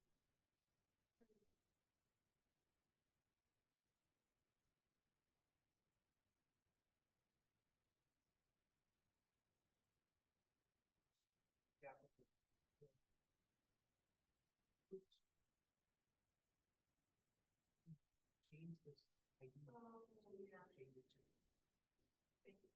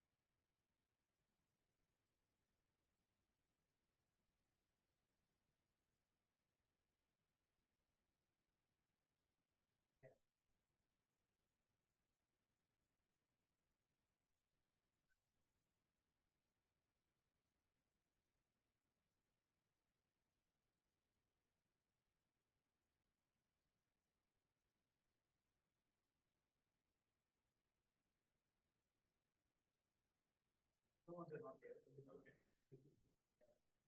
Overwrite the older. Yeah, the model file. Yeah, the other ones we don't have. We've already deleted all of them. Yeah. The simpler way to, if you have a default JSON, right, and if you want to edit it, it's easier to download the JSON locally, and then you can just find it in place. You're running 4.0 with 4.1. Just download the JSON, modify it, just find it in place in the text editor, and then just upload the JSON.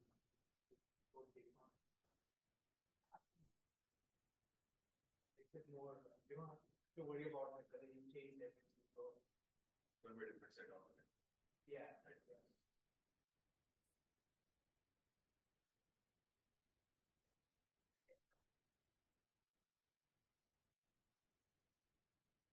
Yeah.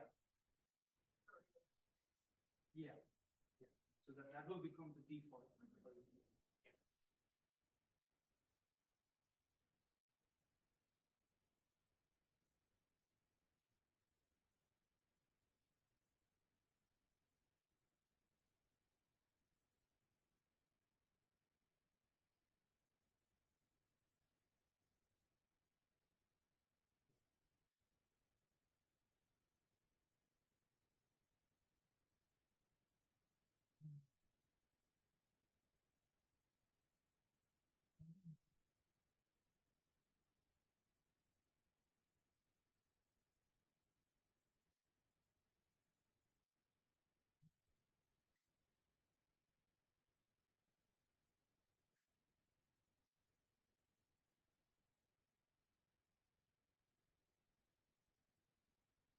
Oh.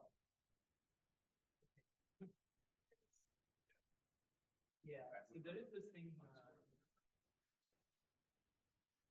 So when you rerun something, so it stores the previous run in the cache. So it will just will not actually run it because it just took it from the cache and then they let it run. So Yeah, like, especially when you're making changes, right? Like you might not know that you actually made the change. But if the code looks the same, especially like if you're pulling from GitHub repo, the GitHub repo itself got changed, it will not know all the things, right? Like so it will just think that you're basically running the same thing and not running it. So I mean in this case it doesn't matter. Right? Like, we're anyway going to pretend like we ran it, so it's fine. So we will just look at some of the things like Let's go to the log file and see like what happened during training. So if you guys submitted the jobs and then if you go to modeling, then this is the execution directory where the model run. Did everybody get the? Huh? Did it work for you? Yeah.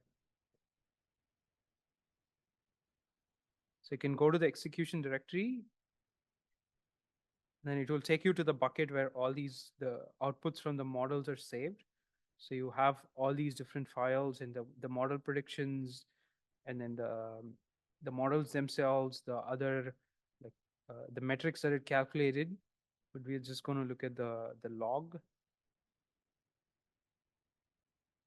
Right. So the run, it moved all of the required files into the virtual machine, and then created some of the folders that it requires.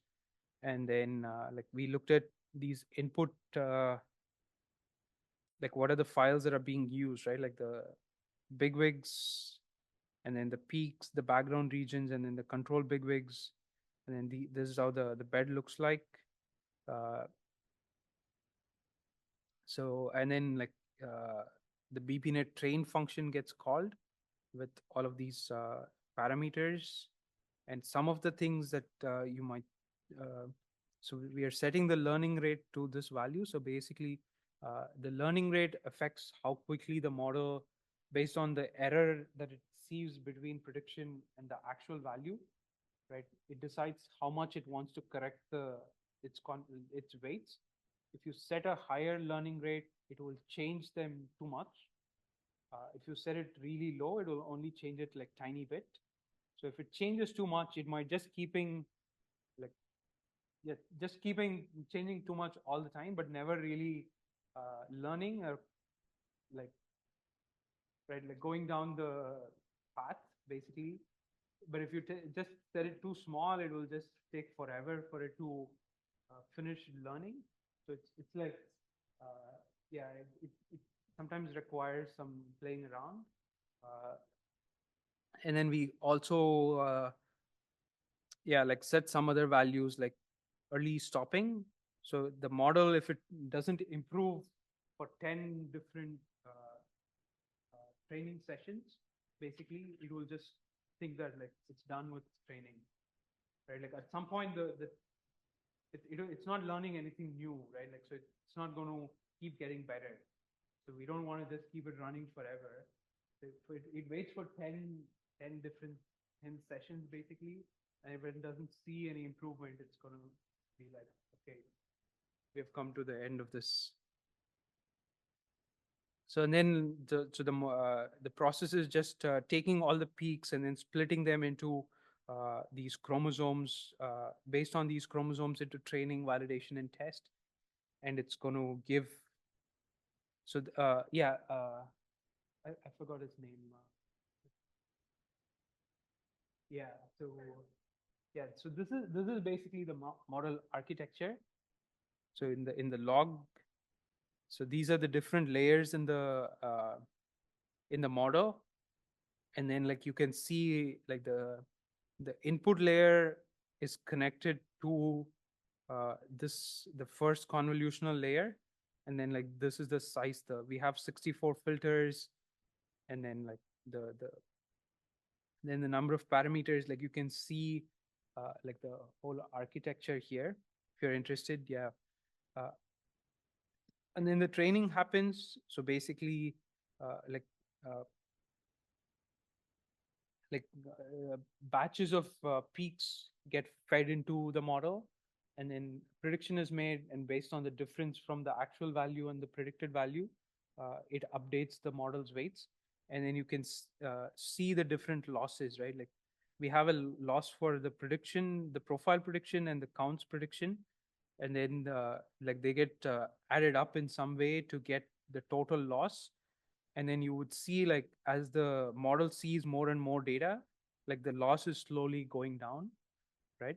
It starts with 600 and then it's quickly going down very rapidly to like 300. And then we start the next round of training with the same training set, right? So for each epoch, the model sees the entire set, and then we do the same process again. Like we start with this, we go through the same thing again and again, right? Like the model doesn't see the data once, it keeps seeing it again and again. And then it helps with the model to like slowly start improving. So like this is what you would look at to see how the model training is going, right? If the model is not learning anything, you want to first see whether the losses are going down in like uniformly, and then whether it's like plateauing somewhere. Like if you see like it quickly not improving, right? Like after one or two epochs, then it means that like it's getting stuck somewhere. Sometimes it might just bounce like this, right? Like then you might think that maybe the learning rate is too high. So this allows you to like see what is actually happening during the model training process. Yeah, so I mean, it just goes on for quite some time, and then like once it's done, then it starts making prediction on the test set, so that it can compute all these metrics of how well the model, because we want to make the prediction, the performance measurements in this held out data, right? Like that it is the model has never seen. So the 20% of the data that we kept for testing. So we compute all these metrics. Yeah, so that's all model training is.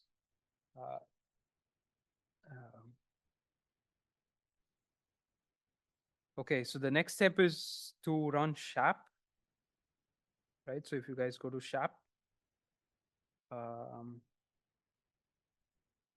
it should already be populated with everything. So there is nothing new here really.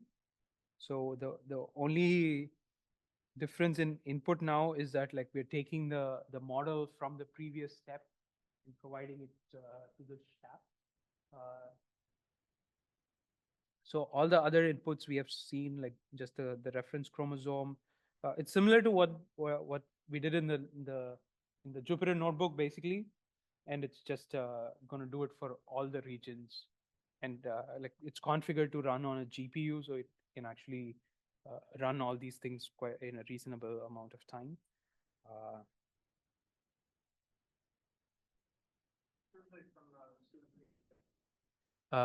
SHAP, yeah, and yeah, there was also like this deep lift paper from Anshul's lab, and then there was the SHAP.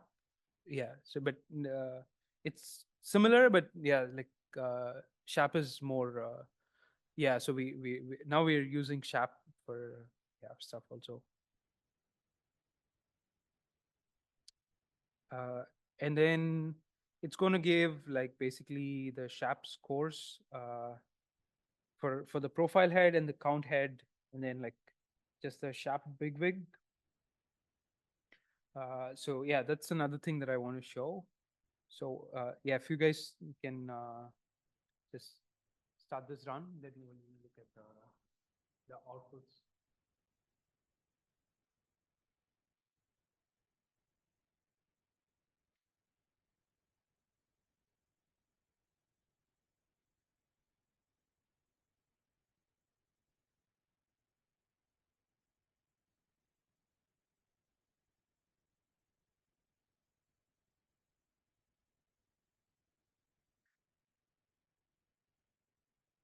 Yeah, same data and the same workflow.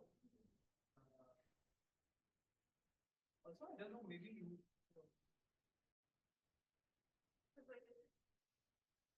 Yeah, it's all the inputs are the same. Yeah, I'm also surprised because it's a different table, so really expected to. Yeah, you can cache, but that's the problem with caching, like sometimes you want it to actually rerun and then it's not clean.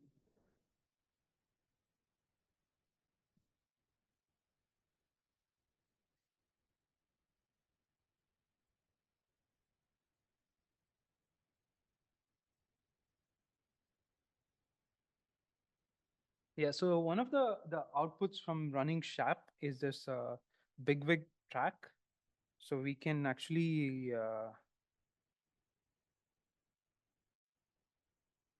so you can download those bigwigs. I'm just going to use a bigwig that's hosted in our server, and like we can visualize that in a WashU browser and then see how that looks like.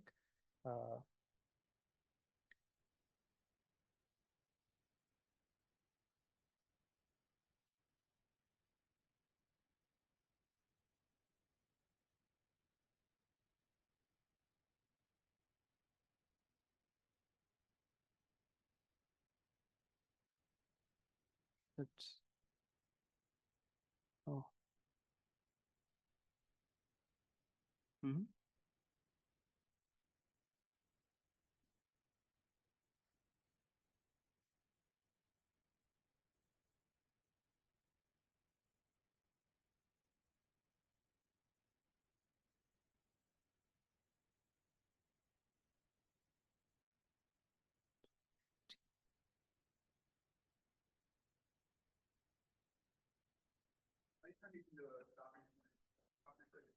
Okay, yeah, we'll just look at this and then we can have coffee. So you can like once these SHAP jobs are done, like you can download these SHAP bigwigs, and now we are able to also like visualize them in like many of the genome browsers, like WashU browser, UCSC. IGV doesn't support it yet, but yeah, you can use UCSC. So there is something also in UCSC. There is something called DynSeq track. So that's what we use to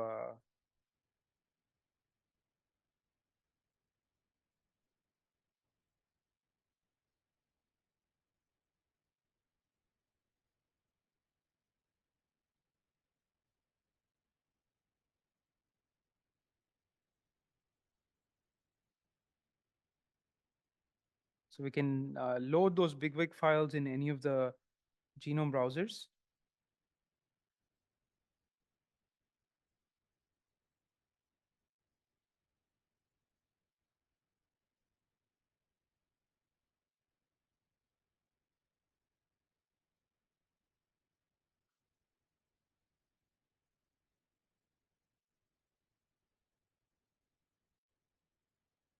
Yeah, and then when you zoom in, then you can basically see, like for any of those regions, like what are the nucleotides that are contributing to making that prediction, right? Like being able to visualize it in a genome browser allows you to like go to any of your favorite gene and then see what is happening at that regulatory region. Right, yeah. So we'll just stop here and then come back and continue with the rest. Yeah. So coffee break for like 15, 20 minutes. Yeah.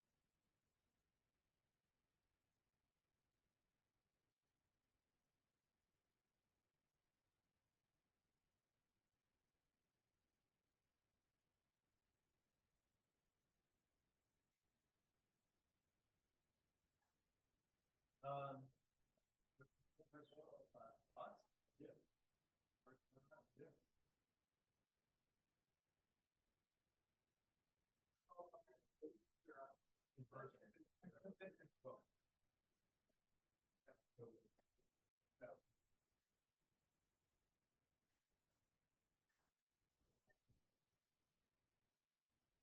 mean, this.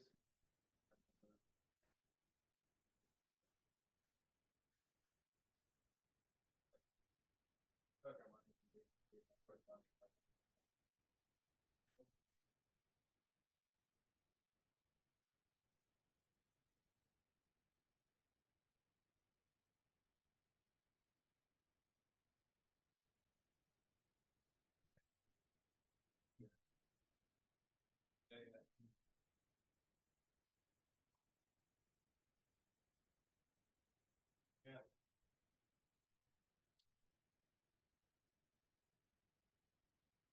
Oh.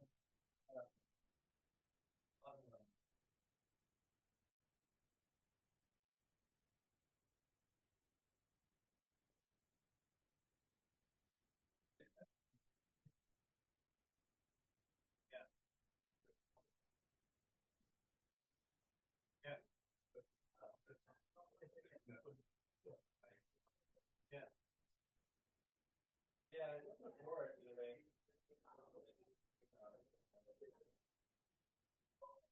interesting thing. Yeah, from the.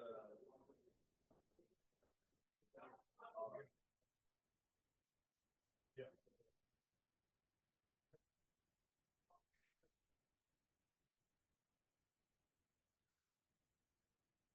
Pittsburgh. Yeah. Well, so Pittsburgh, all the data. They had some things like they were sort of trying to figure out how to get it.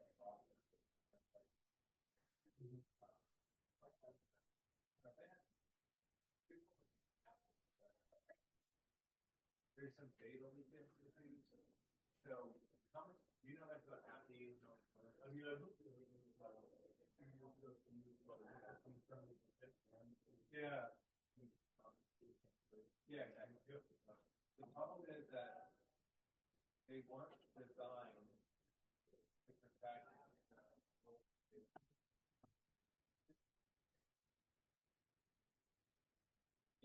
Like they intercept the resources, but they do not intercept aggregate on the resources. So you can ask questions like, oh, how many people in this study have this, how many people have that, and you can get that count. So even if you don't have access to the available data, you can still do inference there. So there's a problem. So you say, I don't think they're able to say for that.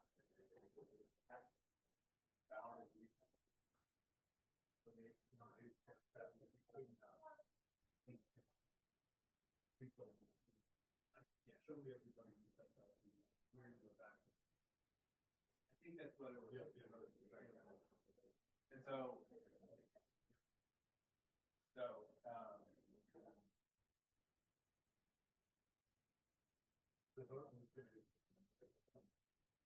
yeah. Yeah, but I mean, they do deployment and development and stuff like that.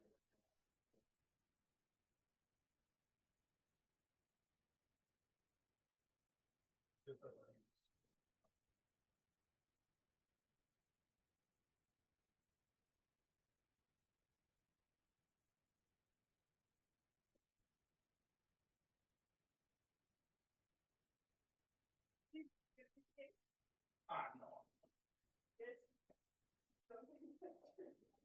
Yeah.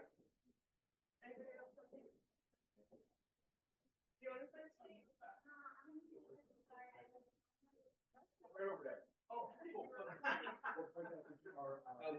It doesn't fall down and then mold or something.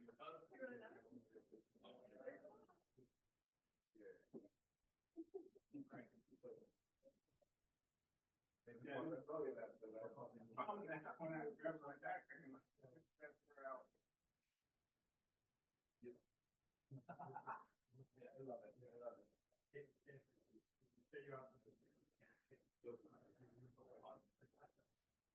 Yeah. Okay.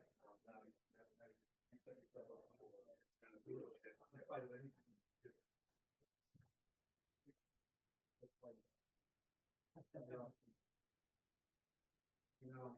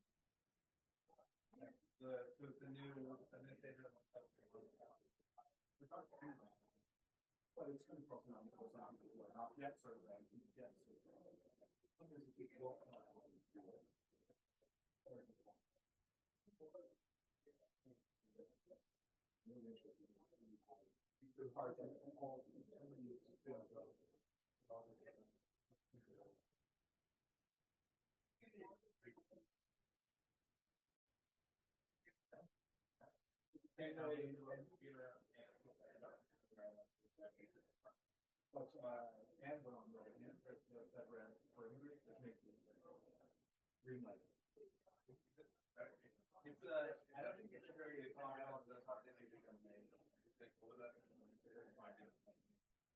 Even though I should have like the EMS. It's worse than that. So who's gonna check, you know, who's on the follow through the way that a different program out there that you do it, it'd be different. And but the thing is, there's no formal standard.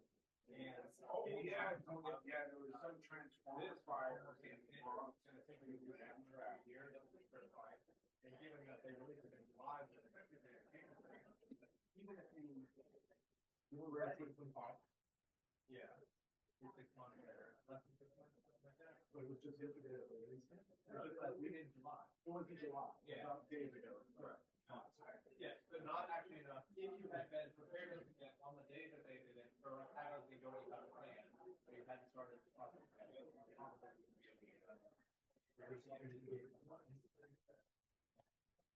I think this is I have no mind on it, and so,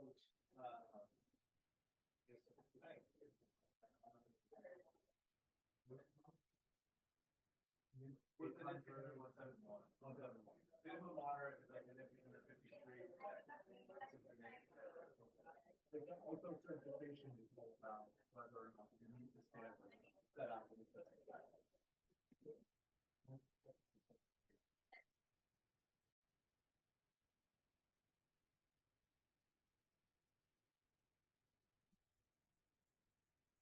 But again, it's an outbound client. I think that's fine. I'm not that in charge of it. A lot of comp systems have things that are very flexible, or things, but it does require things like your identity and documented.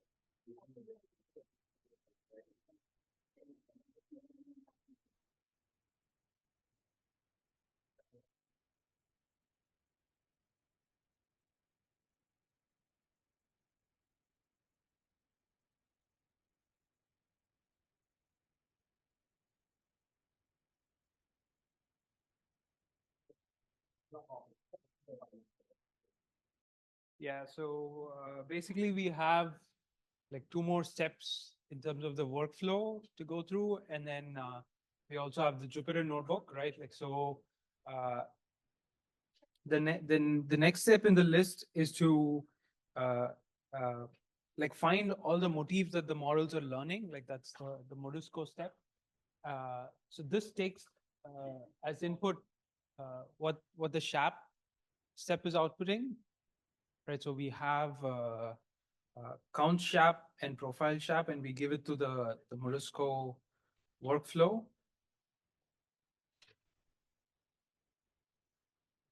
Yeah, and then like usually we run like a few different folds, right? Like based on different train, test, and validation data sets. And then we will have, let's say, 5 different folds. And then we take the mean of all of those 5 different SHAPs.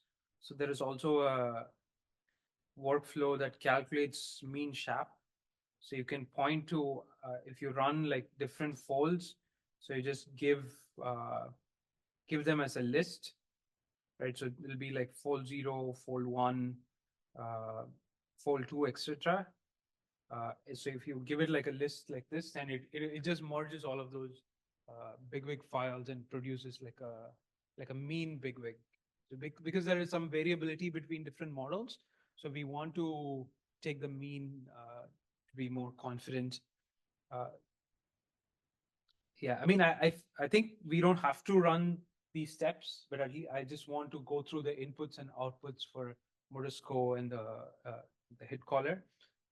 So with the Modisco step, we basically will either give the H5s from one of these folds, or we will give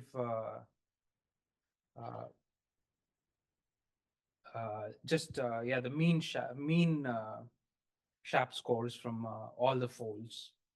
The output from Modisco is like there is this H5 object that it gives. So H5 is just like a container that stores like a lot of information. It just for computationally to handle all of this information, we store it as H5s. But for like people to look at it, like it also produces these motifs and. So this is one of the Modisco runs that I ran. So we'll just look at the outputs from this run.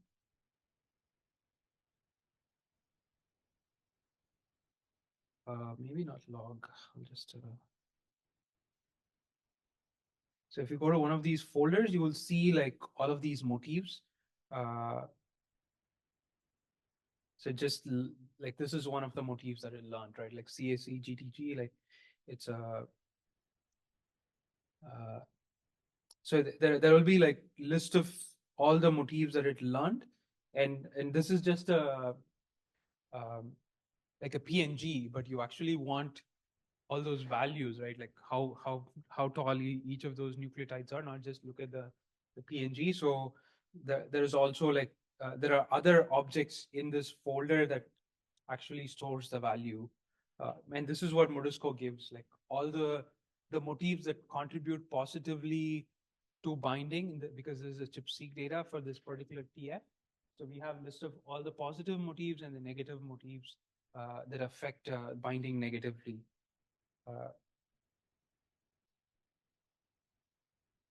So then we take these the motifs that Modisco gives, and then we scan them across the regions. So to know like exactly where in the peak these motifs are, right? Like might be in the center for some of the peaks, and it might be like slightly shifted. And some peaks might have like 3 copies. Some peaks might have, I don't know, like a weaker version of these motifs. And the difference between this motif scanning versus like regular PWM scan that people do is it's not just based on the sequence, right? Like because if you just do a sequence search, you usually find motifs everywhere. We also score in addition to the sequence match, we also see if there is high SHAP score.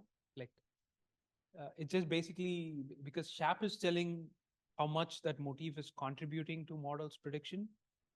right? So it needs to match in terms of sequence, and it should also actually be contributing to binding according to the model. So we use both of these criteria to find all the instances of these motifs in the genome. So these just take the motif hit caller just takes the Modisco output. So these are the Modisco files and the SHAP file, and then it outputs like basically like the location of all of the motifs in the genome that are contributing to binding. So it'll be just like a TSV file that you can look at, or you can also load them in a genome browser. So these are basically all the outputs that you get from running the pipeline. And yeah, you can like start some of the runs if you would like, but we'll also go to finish the last Jupyter notebook. So you can go to PPNetSys grammar analysis.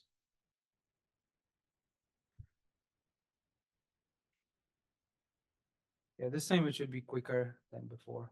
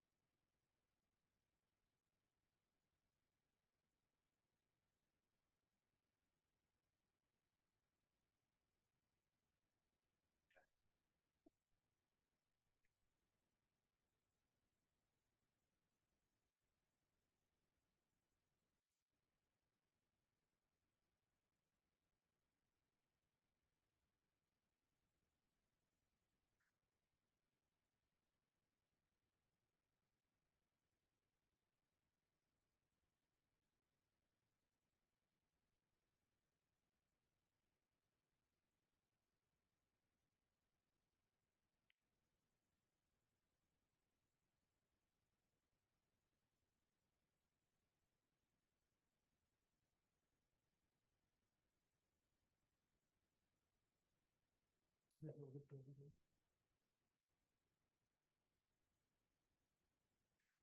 yeah.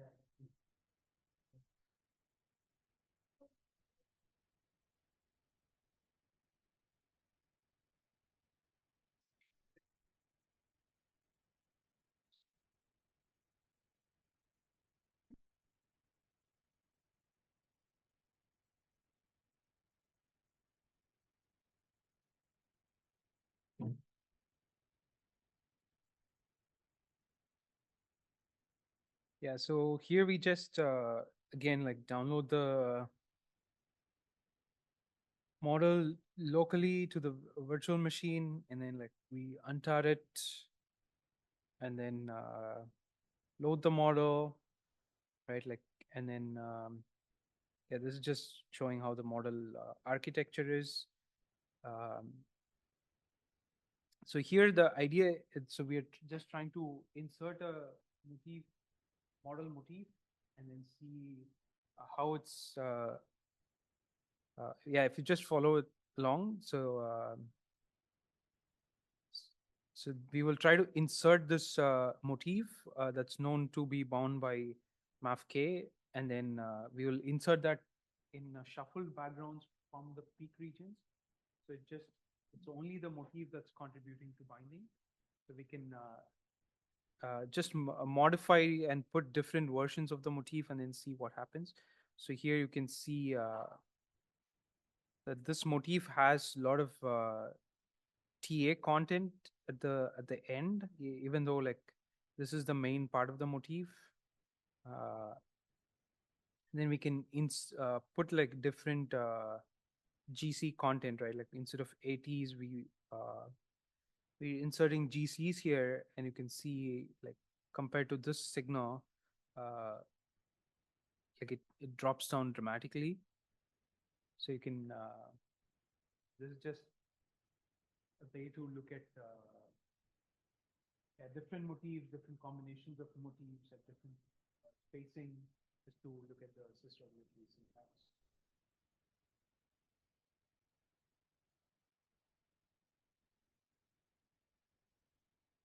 Yeah, I think that's it.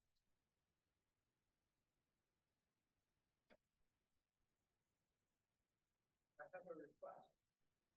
Sure. And Karen is a notion of something called a featured workspace, where sort of collection of the data and workflows and notebooks and everything to kind of do the analysis. Mm. So the question is, can we work with you to build a featured workspace to kind of go through all of them? Yeah, So sure. I think we have like all the ingredients. Maybe just Mm. need a little documentation about like, just to kind of give a little overview of like what each workflow does, structure runtime. Maybe a few more details for the notebooks about like what the goal of every notebook is, what the kind of requirements. Yeah, I think that would be great. I mean, I think it can be mutually beneficial because it'll promote the work that you're doing, and then also be kind of a great resource for anyone who's Yeah, yeah. You have all, you're like 99% of the way there. It's kind of incredibly informative. Yeah, thanks. Are there any other questions here about any stuff?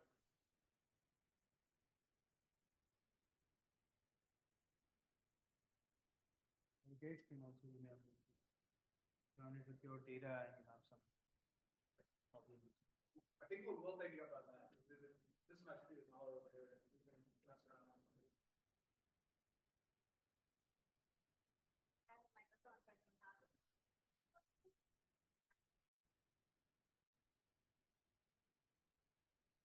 Well, let's take a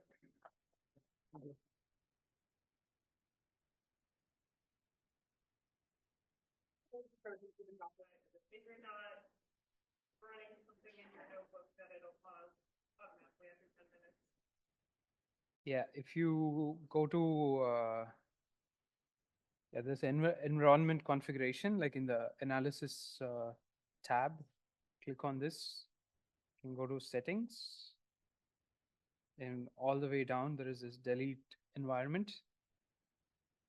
And you can you want to delete everything because we don't want to pay for the storage of whatever we download it here, right? Like, so we just delete it. I think, yeah, if you want to run it again, then you would just create an environment again with this base image,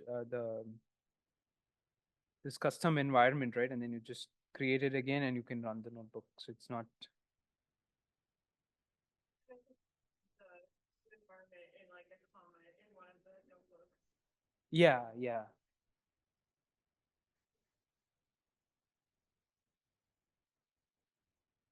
Yeah, I think it's yeah, it's this yeah.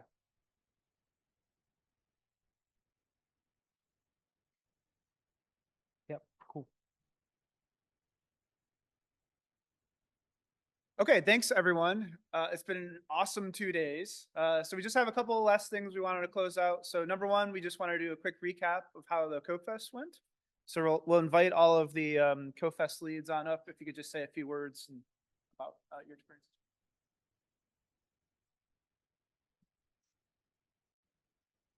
Yeah, I think our session went well, and yeah, we looked at how to train deep learning models on AnVIL and then do some downstream analysis with them, both using Viral scripts and also using Jupyter notebooks. And we're also planning to add more documentation and additional resources so people can, like people outside can use this workspace going forward. Yeah, that's it. I personally gained a lot out of it, and I think all of us did here. Okay, so next up, Matt Lebo.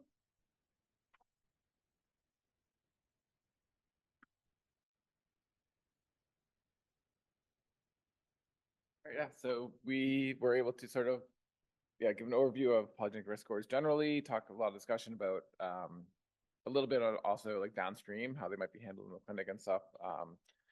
Talk about how to get some of these scores from the PGS catalog. We actually all successfully, I think, ran our PRS whittles, a few different ones, so that was benefit. So it did run through. And then we were able to visualize, launch in RStudio to visualize some of the outputs from this, and sort of, we use some dummy data, so the plots don't look awesome, but there is a little increase in odds ratio per PRS score. You can see in the bottom graph there. And so it was actually, pretty successful to dive into RStudio a little bit to understand how to run an RStudio environment and also think about doing this. Lots of troubleshooting, but it was all successful. So I appreciate everyone's help. Fred, thank you so much too for diving in and helping. And then as a little bonus, I missed this part because I had to step out for a call, but they also dove into Jupyter notebooks just to play around with them a little bit to see how it was for a little bit extra time. So yeah, a little touch on a little bit of everything, and we actually ran stuff. So that was and I heard our $1.31 was the high budget cost of the meeting. So So the phenotype here is awesomeness on AnVIL. Yeah. All right. Next up, Allie. Or if there's someone from your team that wants to just say a few words. Sure, please.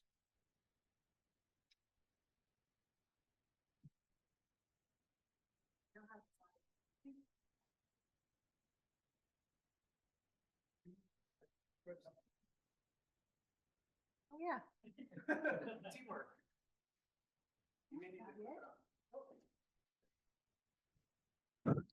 You can hear me? Yeah. So yesterday was a day of getting familiar with whittles and AnVIL. So we learned how to run a whittle, and we went through the process of creating a whittle that ran a Python script and making a custom Docker and pushing it to Docker Hub and making the new whittle and all the steps. And it was very painful. So today what we did is we worked through, and we were successful in creating kind of a template. We created a Nextflow script that actually didn't output gobbledygook. And then we adjusted the workflow so that you could push the script to GitHub to like a public repository and put that variable into the table and not have to create your own Docker and not have to push it and run a Nextflow workflow as a WDL. And it ran. So yay.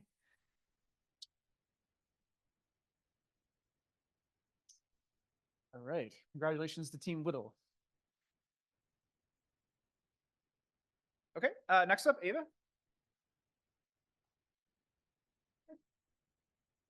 I think that's the fresh.